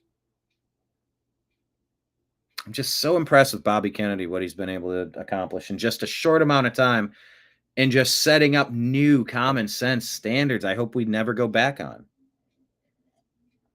It's just a tragedy that we've allowed it to get so stupid by a small group of people who just, they're really good at stealing. And so they have well-financed people that pay money to put narratives together, to push it through the media, to make 19% of the country think all sorts of crazy shit. Instead of us being united so that we can all have a good experience, we've been pitted against each other. Okay, what's this? Laura Logan says, guess who is the biggest beneficiary of the U.S. Farm Bill? Is it farmers? No. It's Walmart. Take a look. When the people think of the U.S. Farm Bill, they usually picture money going to farmers, but the truth is most of that money actually goes to food assistance programs like SNAP, the Supplemental Nutrition Assistance Program, which helps low-income families buy groceries. Here's where it gets interesting. Walmart, the biggest grocery store chain in the country, gets a huge amount of that money. Out of all the stores where people use SNAP, Walmart gets 26% of those dollars. Kroger, 8.4%, and Albertsons, 6%. Now look at the big picture. The 2023 Farm Bill will cost $1.51 trillion over 10 years. About 81% of that, or $1.223 trillion, goes to SNAP. 8 out of 10. Holy shit, that's your 19%. 81% of that is for SNAP. The other 19% is not. Walmart's share adds up to around $315 billion. That means Walmart ends up with about 20% of the entire Farm Bill budget, even though it's not a farm. So even though the Farm Bill is supposed to support in agriculture, the biggest single beneficiary is actually a giant retail company named Walmart. Well, wouldn't you know? President Trump says this is great news. Should be nationwide. President Donald John Trump. Yep, the appeals court has upheld Texas law requiring ID numbers to cast mail-in ballots from Politico. Bravo. Bravo. Elizabeth Lane posts this. This is Glenn Beck doing a deep dive into the CIA and what was going on with 9/11 recruitment? Document from the... Hold on. Are the CIA, have the CIA always been the bad guys? I thought the CIA were supposed to be protecting and defending America from enemies, both foreign and domestic. Isn't that the oath they had to take to join the CIA? Or have they always been the infiltrators, the bad guys, the country overthrowers? Was the CIA behind 9/11? We're 24 years in asking that question. Who actually did that? Sworn declaration of a 9/11 investigator with the Office of Military Commissions, part of the Department of Defense's Military Commissions Defense Organization. This declaration alleges the CIA knew the hijackers were inside the United States, and they wanted to work with them, to recruit them through an illegal domestic espionage operation, and hid everything from the FBI. The CIA was trying to recruit the 9/11 hijackers, or at least several of the 9/11 hijackers. But they didn't tell the FBI that they were trying to do that. The FBI knew that the hijackers were in the United States, but never told the CIA. So they were working at cross purposes. There's a growing number of people who believe 9/11 was a scam orchestrated by George Bush. There's random music in the background. Not liking that. I'm just trying to listen to what I'm hearing. What's your take on that? I think that Who is John Kirikow? either accidentally or on purpose, we'll probably never know. Accidentally or on purpose, we'll probably never know. I don't know that I would grant. That is a wide disclaimer. That is a wide net of forgiveness. I don't assume that COVID was accidental. No, I assume it was intentional. It's up to someone else to prove to me it was an accidental lab release. They lied about it, so I'm suspicious that they're lying about doing it intentionally. That's my starting point. Prove to me COVID wasn't released intentionally. The Bush White House, which was really led by Dick Cheney. Okay, Dick Cheney calling the shots. Like a lot of people said, Obama called the shots for Biden. Not by George W. Bush. Elected to not focus on the threat from Al-Qaeda. They decided to not focus on the threat from Al-Qaeda. Okay. They were focused on China. The threat was China. See that image. We've seen that image so many times. And then 9/11 happened. My view 20 years later is... It's 24 years later, people. Can you believe 9/11 has been 24 years ago? If anybody knew it was coming, it was Dick Cheney. And he chose not to do anything about it. And I'll add, because a lot of people got rich after 9/11. You know, it's not an accident that we have more millionaires per capita now in the Washington area than anywhere else in America, including... Now that was, what, pre-US aid cuts? I wonder if it's still the case. ...in Silicon Valley. Wow. It was 9/11 that made everybody Where did they earn money from? Defense contractors. Oh. Right? Because now it's all terrorism. Yeah. Wow. Yeah. All terrorism. Washington District of Columbia Defense Contractors, United States Government Contract. And we have more defense contractors in the DC area than we can even count. If you're thinking of becoming a whistleblower.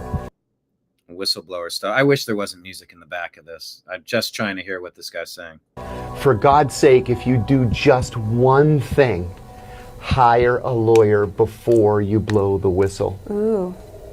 Hire a lawyer before you blow the whistle. Damn. Mm-hmm. All right, so go watch that. That was Ivory Hecker talking with John Kirikow. Our comment was, Tower 7 didn't off itself. Button. Press the button. David says he always thought it was the Nazis that we brought over to the United States who started the CIA. Well, I mean, Operation Paperclip wasn't that what started NASA, I believe?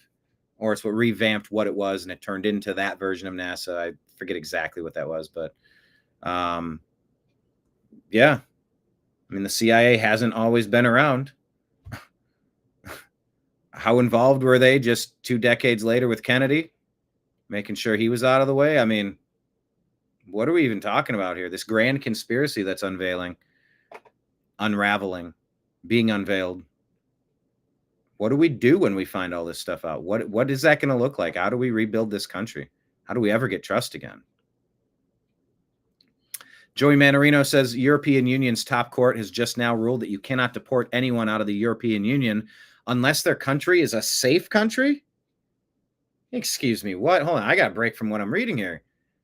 Your job is to worry about your country that you reside in being safe. The European Union probably deserves to be disbanded. If that's what they're coming up with for self-defense, that's unacceptable. They say a country is safe if and only if the entire population is protected everywhere within their borders at all times. What? So I guess by that definition, since the asylum seekers who are R-ing women like rabid animals in Germany and France, they're not safe countries. The women are not safe in those countries at all. That's exactly. So it's okay to make your current country unsafe, but you can't send an unsafe person back to wherever the hell they came from, as if it's your problem. It's not. CNN, Donald Trump is the most influential president of this century. It's a short clip, but it's an important clip, and I'm trying to be positive here. So let's play the positivity. Donald Trump administration is arguably the most influential this century and probably as well dating back a good portion of the last century as well. Love it, like it, lump it. Trump is remaking in the United States of America. Let's talk about tariffs first, right? There's all this talk that Donald Trump always chickens out when it comes to tariffs. No tacos for Trump. The effective tariff rate, get this, it's 18%, the highest since the FDR administration in the 1930s, up from, get this, just 2% last year. From just 2% last year, we're talking about a level, an effective tariff rate level, get this, 9 times as high this year than last year. But it's not just on tariffs, which of course Donald Trump ran on, in which you're seeing a tremendously influential presidency. What about immigration? Of course, Trump ran and has always run on a very hawkish immigration platform. Get this, 2025 net migration in the United States down at least 60% from last year. In fact, we may be heading for the first time in the Donald Trump administration is arguably the most influential this century and probably as well dating back a good portion of the last century. And at least 50 years in which we have net negative migration into the United States. And last year, of course, in 2024, the net migration in the U.S. was 2.8 million. This year, we might be talking about negative net migration. My goodness gracious.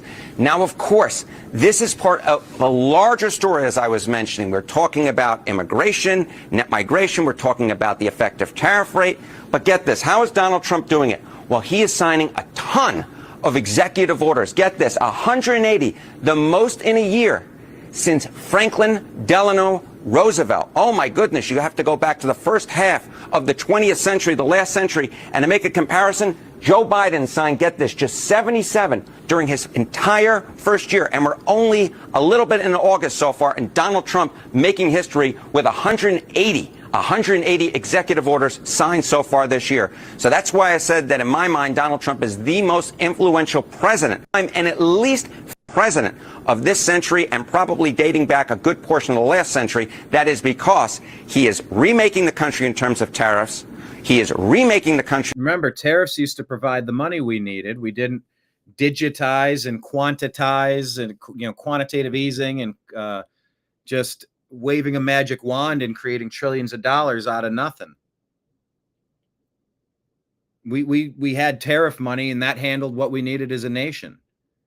Then when they said, oh, we can just tax you indefinitely and keep raising the rates, then they started spending as much as they could and made sure all their friends got rich. Fuck that. It's a death spiral.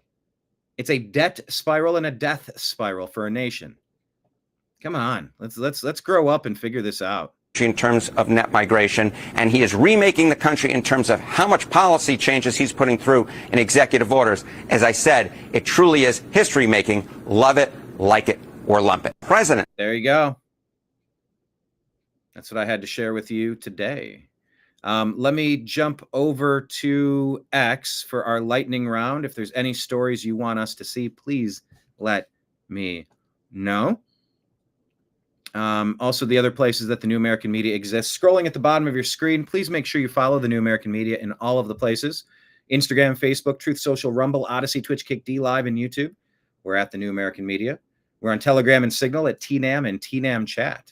We're on X at American_Media_. And our podcast is called The Agree to Disagree Show on Spotify and Apple. All of you, if you have, would you kindly subscribe to The Agree to Disagree Show on the New American Media? Hey, subscribe to the Unhappy Hour sports show as well We'll have new content coming soon. I think in 2 weeks, we'll have our first Strictly Football episode, and we might have the Unhappy Hour coming soon for a deep dive on the Browns, maybe the NFL overall. All right. Let's see what X has to deliver us. X gonna give it to you.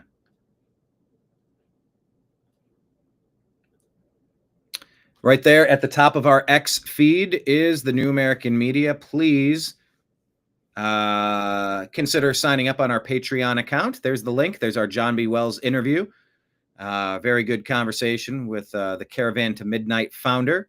You can watch that great interview, and you can subscribe to Patreon. By the way, to anyone out there who wants to help out, I think we need 700 extra hours watched on our YouTube channel. Can anybody throw a couple pennies into the wishing well? 1 penny equals 1 hour.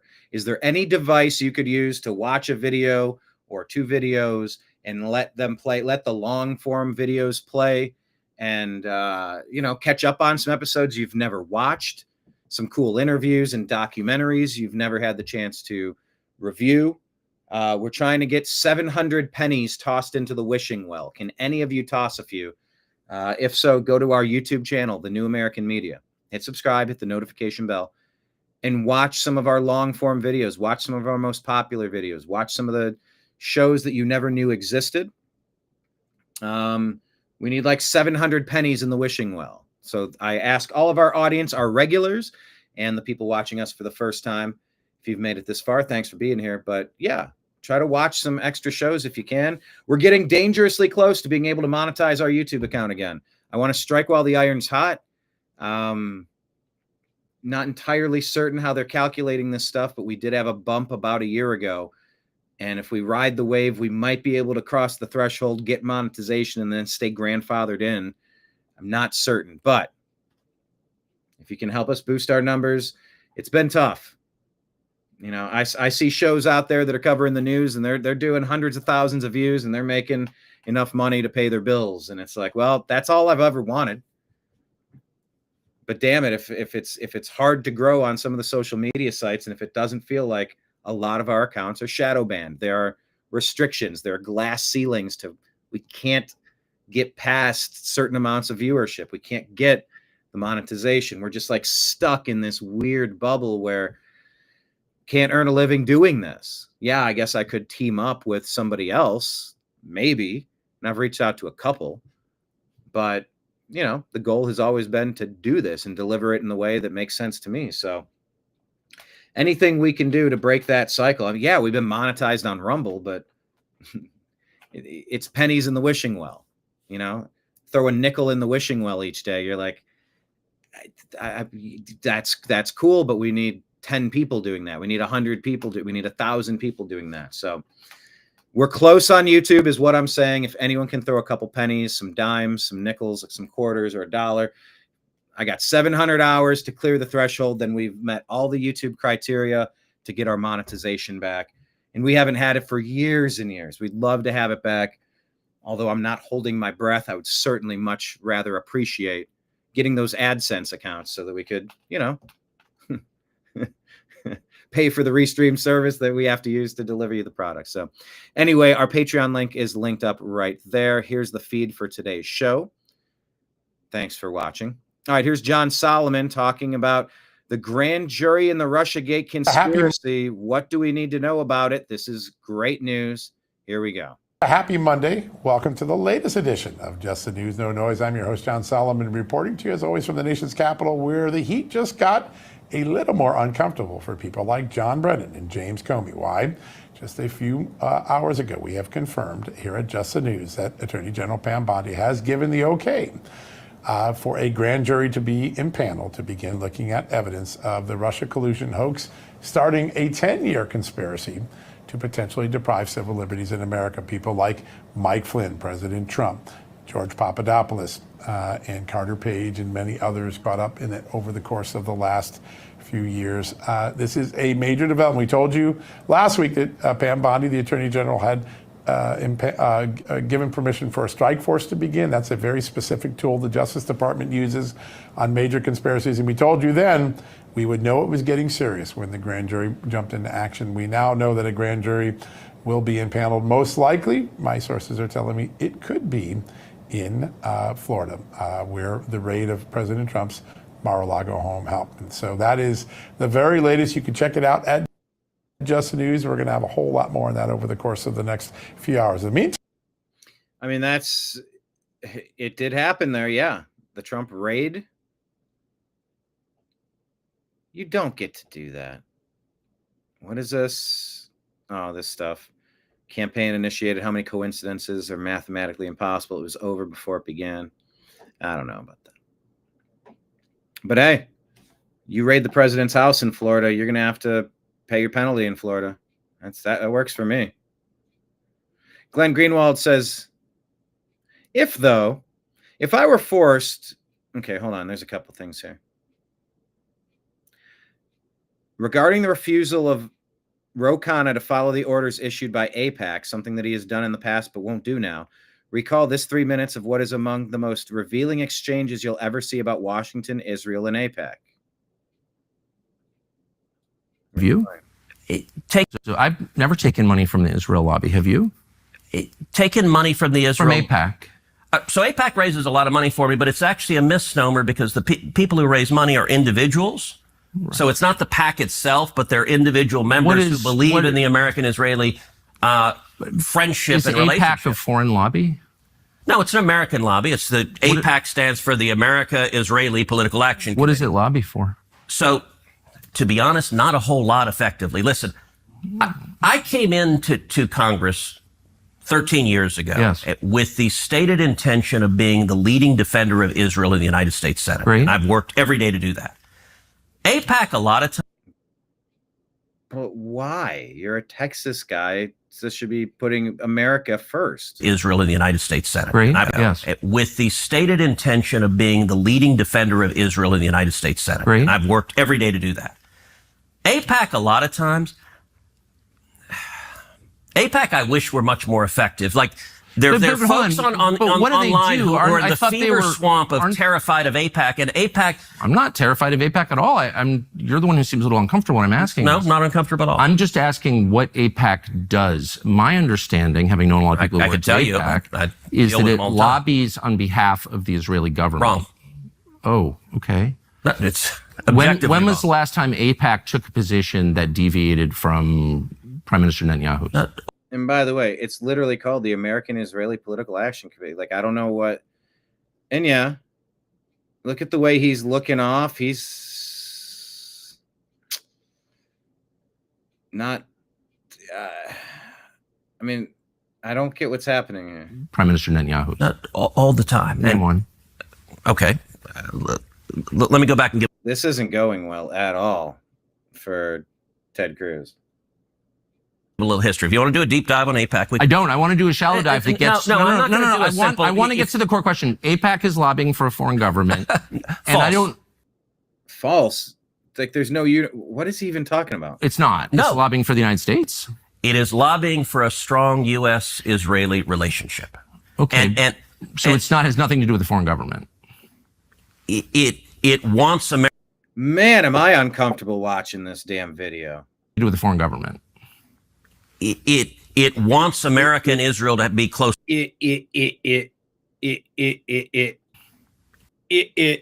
Look at how shell-shocked and terrified this dude looks. Look at this. I thought Ted Cruz was okay for a while. What was he ever any good, or was he always this bad? No,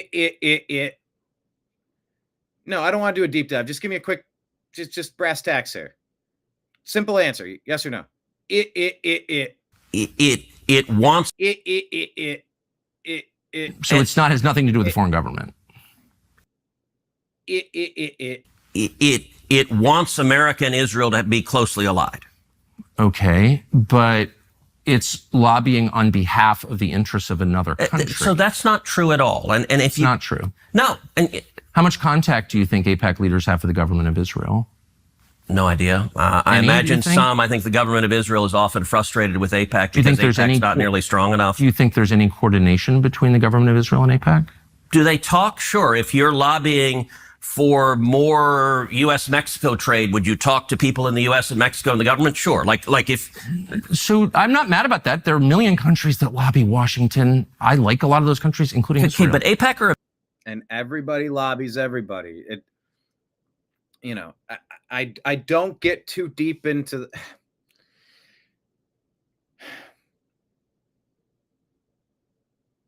51 intelligence officials certified that they wrote this letter. They signed off on the fact that the Hunter Biden laptop has all the classic earmarks of Russian disinformation.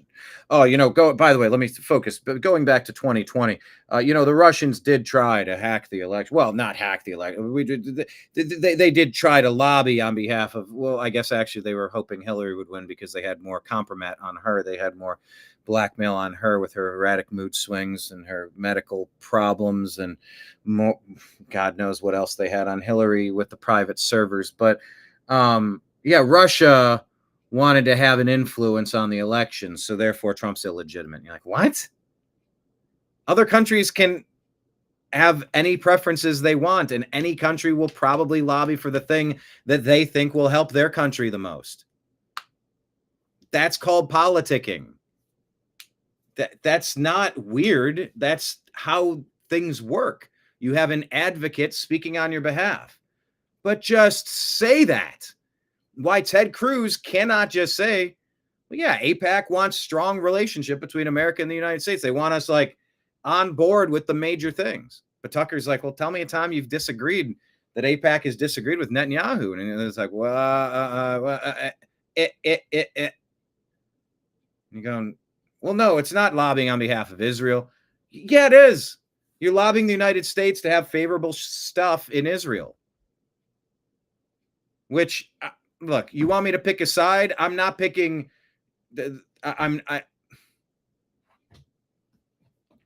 I woke up in a world that had a nation called Israel. In 1947, 1948, do we have concerns about what happened? We can unpack it and we can talk about it. But if we're still fighting the war of 1947, that means we're still fighting Mexico for Arizona, Texas, California, New Mexico. What else is over there? No, you know what? We should give America back. There should be a war of roaming vagabonds, not the nomadic hunter-gatherer types from hundreds and hundreds of years ago should have all of America. That war shall rage on forever in perpetuity, from the sea to the sea. And you're like, I don't want to fight these ancient blood feuds. Just stop fighting each other. Stop punching each other in the sandbox, or else you both have to get out of the sandbox. That's not a reference to the Middle East being dusty, although it's a great reference. But it's two kids that won't stop hitting each other. So put them in both in timeout. Why is it that my child can never do anything wrong? Why is that my child in the first place? Or am I the child of that? Is that the parent? What dynamic are we actually working with here? What are we actually talking about? Ted Cruz just looks very rattled and uncomfortable about this conversation, which is potentially telling. Americans, they're not Israelis. Hold on. There are tons of Americans who lobby on behalf of foreign governments. I know them. I'm related to some of them. I know how it works. I'm from here. So my question is not, is it outrageous that foreign governments lobby the United States? They all do. Okay. They all do. Sorry, I can't get an irrational hatred while ignoring every other nation who has their lobbyists trying to say, hey, we'd really like to, can we make it, like everybody wants to try stuff, work, set deals and partnerships and success, like whatever. They're going to do their thing. That's what they're trying to do. I get it, but. Including Israel. My only question is, why don't we admit that? Why can't we admit that? And the non-admitting that part feels very blackmail-y. What's happening? You're very suspicious. Denying it, but it's true. Yeah, and why aren't they registered as a foreign lobby? Because they're not. Why are they not registered as a foreign lobby? Not good or bad, just why not? So anyway, Greenwald just kind of wanted to set this up. Ro Khanna says, admit your policy is never to criticize Netanyahu or Israel. Name one thing Netanyahu has done wrong. I supported Israel's right to defend itself against Hamas after October 7 horrific terrorist attack, but Netanyahu policies lost young Americans. Well, maybe. Glenn says, if I were forced to select the single most revealing video clip of the last decade, it was this one. And this is what you need to know about Russiagate. The latest statement, latest tweet, as you were just saying, the president-elect's latest unsolicited pronouncement on the intelligence community. This was his tweet just a little while ago tonight. You see the scare quotes there. The intelligence briefing on so-called Russian... Yeah, Trump knew that he was getting bogus information, and he had to stop the daily briefing because it was all propaganda from special interests, right? Was that his first term, or is that his second term already?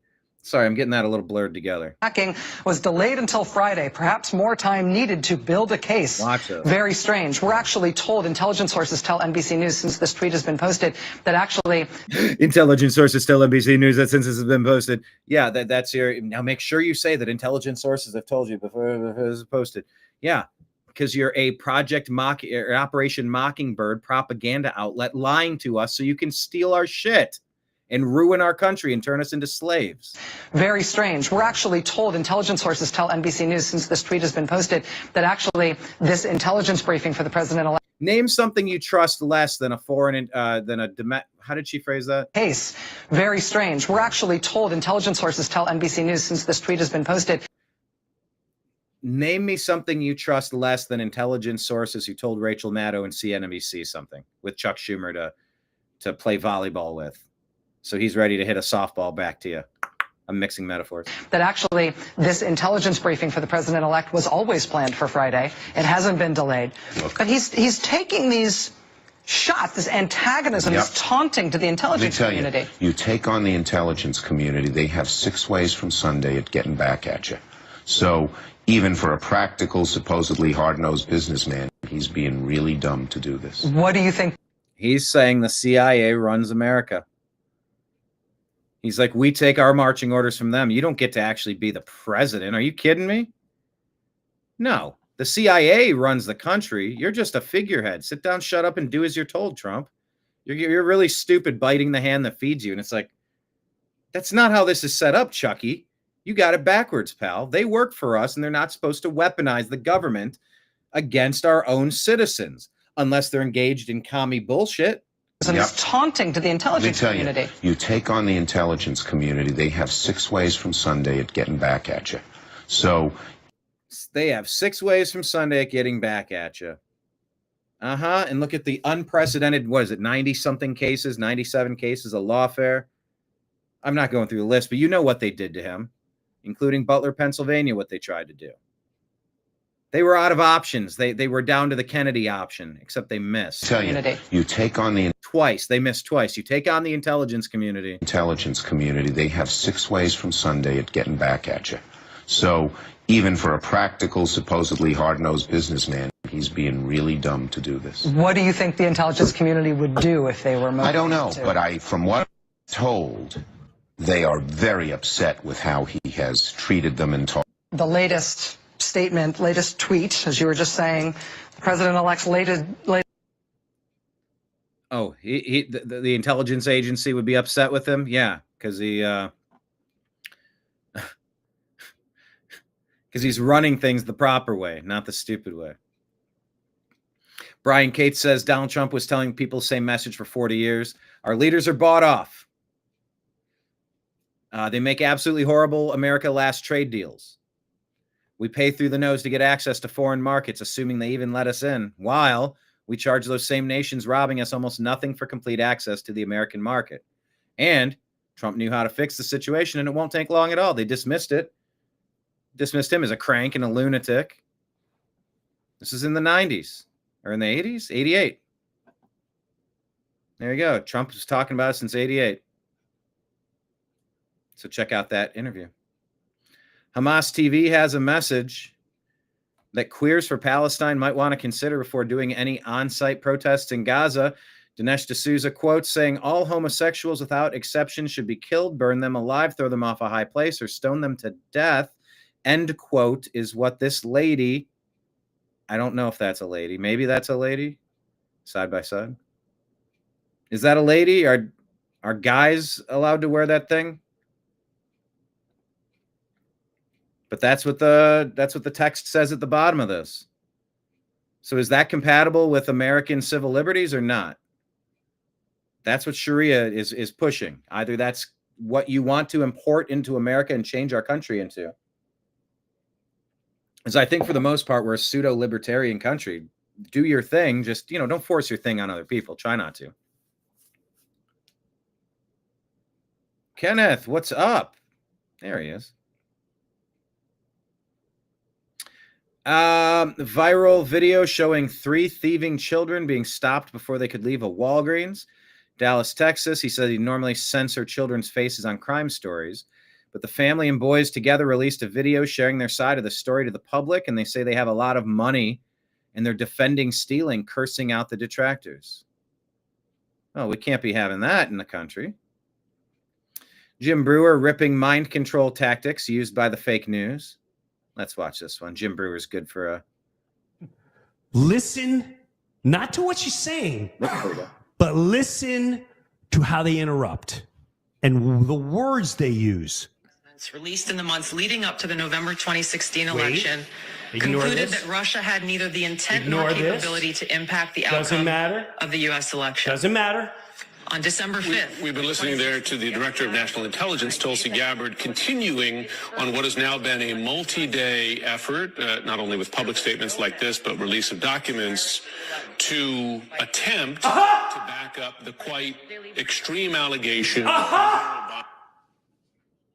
In the attempt to give these extreme allegations, how do you not understand that is dipping in your mind and telling you what to think before you even have a moment to digest the situation? That is no different than I walk in and go, this person is attempting to give these outrageous allegations, and if you can't stand this person or you can't stand the other news, you're already all in.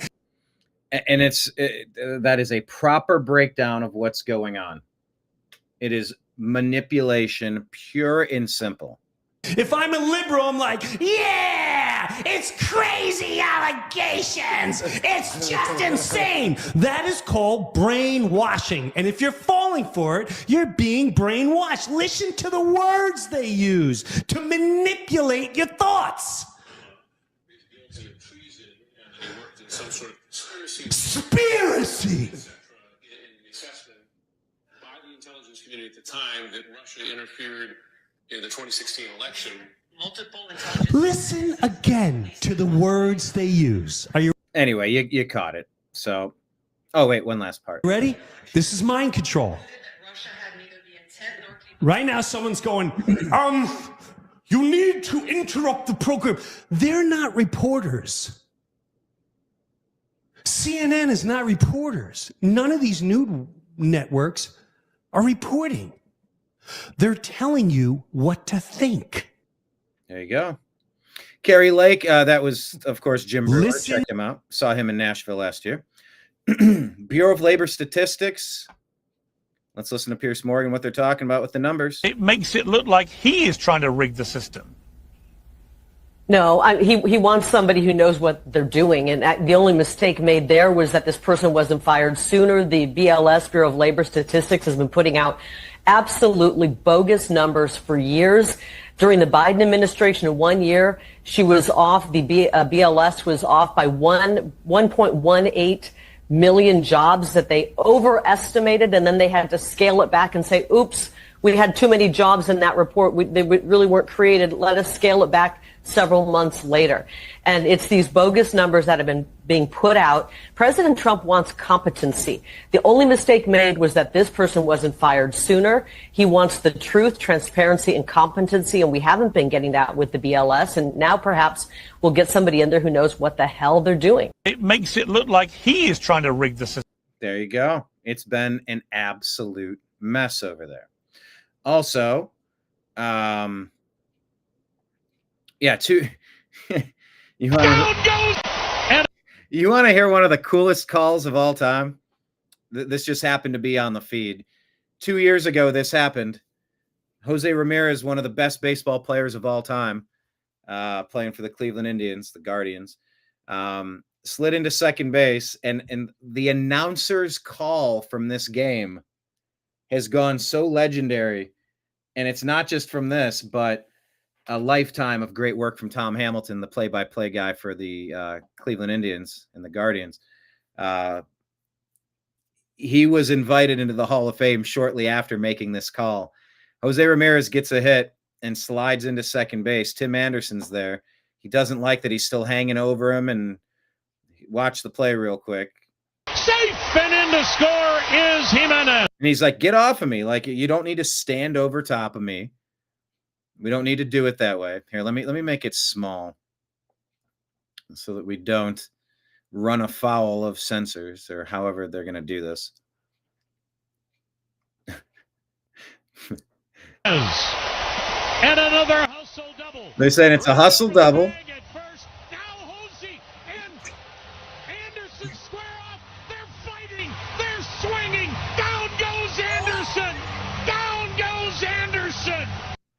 There it was right there. Down goes Anderson. Down goes Anderson. You don't see a lot of fist fights in baseball. You don't see it at second base very often. And just the call of it's like, down goes Foreman. Down goes Frazier. Down goes Frazier. It's just absolutely epic. Sorry, that was right underneath this story, and I figured I'd share with you because it was funny. But Glenn back here, switching sides. Texas Attorney General Ken Paxton says Texas Democrats can be removed from office if they don't return. He's meeting with his lawyers, figuring out how it's going to work. Might be a way to take existing members out of their positions if they fail to show up to perform their duties. So keep your eyes peeled on that story. And here's Abbott's take on what's going on with gerrymandering in the blue states. They're saying that's what changed the politics. For example, I think Donald Trump won in all 5 of these seats that we will be making Republican seats. The same thing should apply in all those other states, Sean, that you mentioned in your monologue, where you pointed out the gross gerrymandering in these blue states have rejected Republican candidates for office that should be serving those states, should be serving our country. It's the gerrymandering in the blue states that has distorted the politics in America. All right, Governor, good for you. So he's sort of flipping it on its head, saying, no, you're the ones that messed this all up with your gerrymandering. We're just fixing it. Good for the fight. We'll see if these guys show up and do their job as they should do. But clearly, they don't want the same rules applied to them. That's what this story is really all about. So we'll keep our eyes peeled on that story. Here's the President of the United States on the roof. Make a slanted roof joke here. You got your watchtower up there, looks like. POTUS on the roof of the White House. Asked why he's up here. He shouts back at us through his hands, just taking a little walk. I love it. I've been in property management inspections, and he's a builder, and he's on site. Like I love just overseeing. It was so cool getting up on my roof in Los Angeles and looking out at the other roofs that we had repaired and all the work we had done. It was pretty cool. What is this? Obama does an hour-long interview with NPR. The entire interview is stunning for a few reasons. Almost everything Obama says is in Mays put this out, by the way. Almost everything Obama says is in direct contradiction to the intelligence report on the election they just had recently received. Majority of this interview was spent discussing Russia's election interference to help Trump. We know that Obama just received a report informing him that that did not happen. And look at Obama looking down, looking away, lying, glances up, looking down, looking away. The body language is that of an absolute liar. Looking away, he can hardly make eye contact. He's peeing on your leg and trying to tell you it's raining. Number 2 point, it's extremely obvious through the entire interview that Obama was lying and that he knew the significance of what he was doing. 3, Obama finished the interview, left, and returned to talk about a new intelligence assessment that would be dropping before Trump's inauguration. He was priming the media to be on the lookout for the bogus report he just asked for. It's impossible to overstate the magnitude of what Obama was doing during this interview. And of course, he turned to NPR to help him do his dirty work. Rasmussen reports says he had the accurate report stopped and ordered his top subordinates to create a fake one. Then he instantly started publicly promoting what the fake one would say. Screwing the country and voters this hard is not within the protected duties of the American presidency. Agree or disagree with that?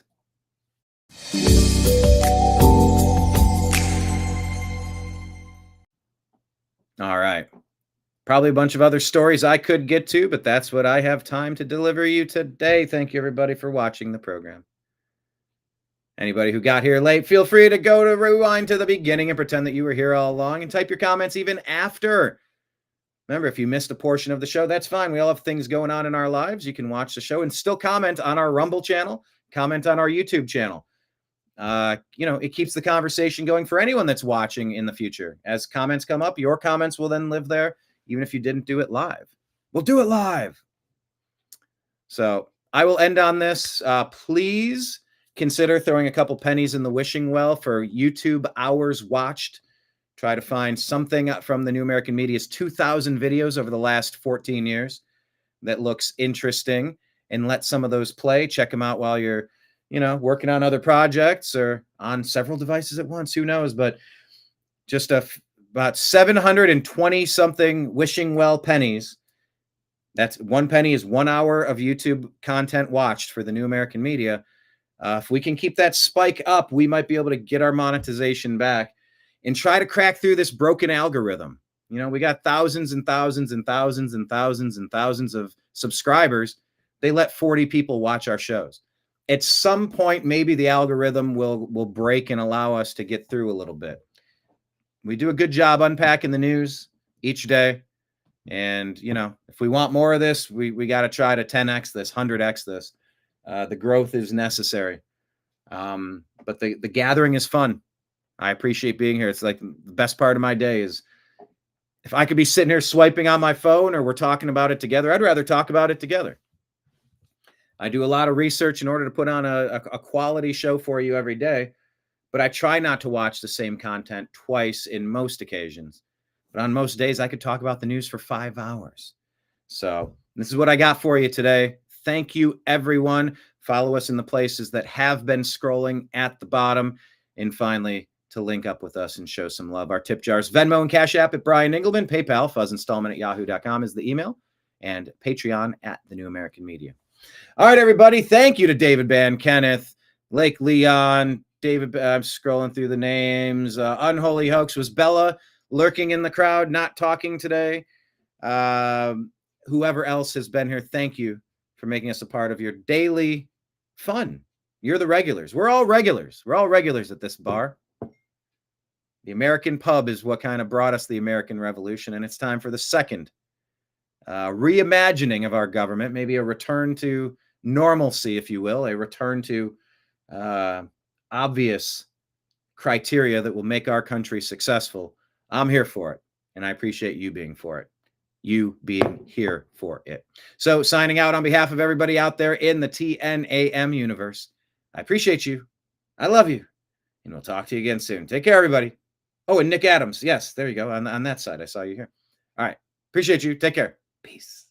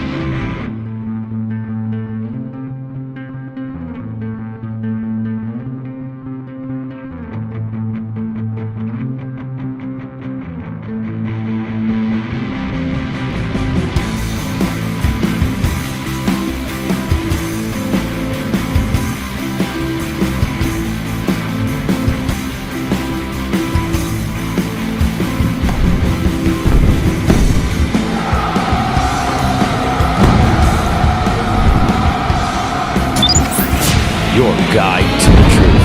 TheNewAmericanMedia.com.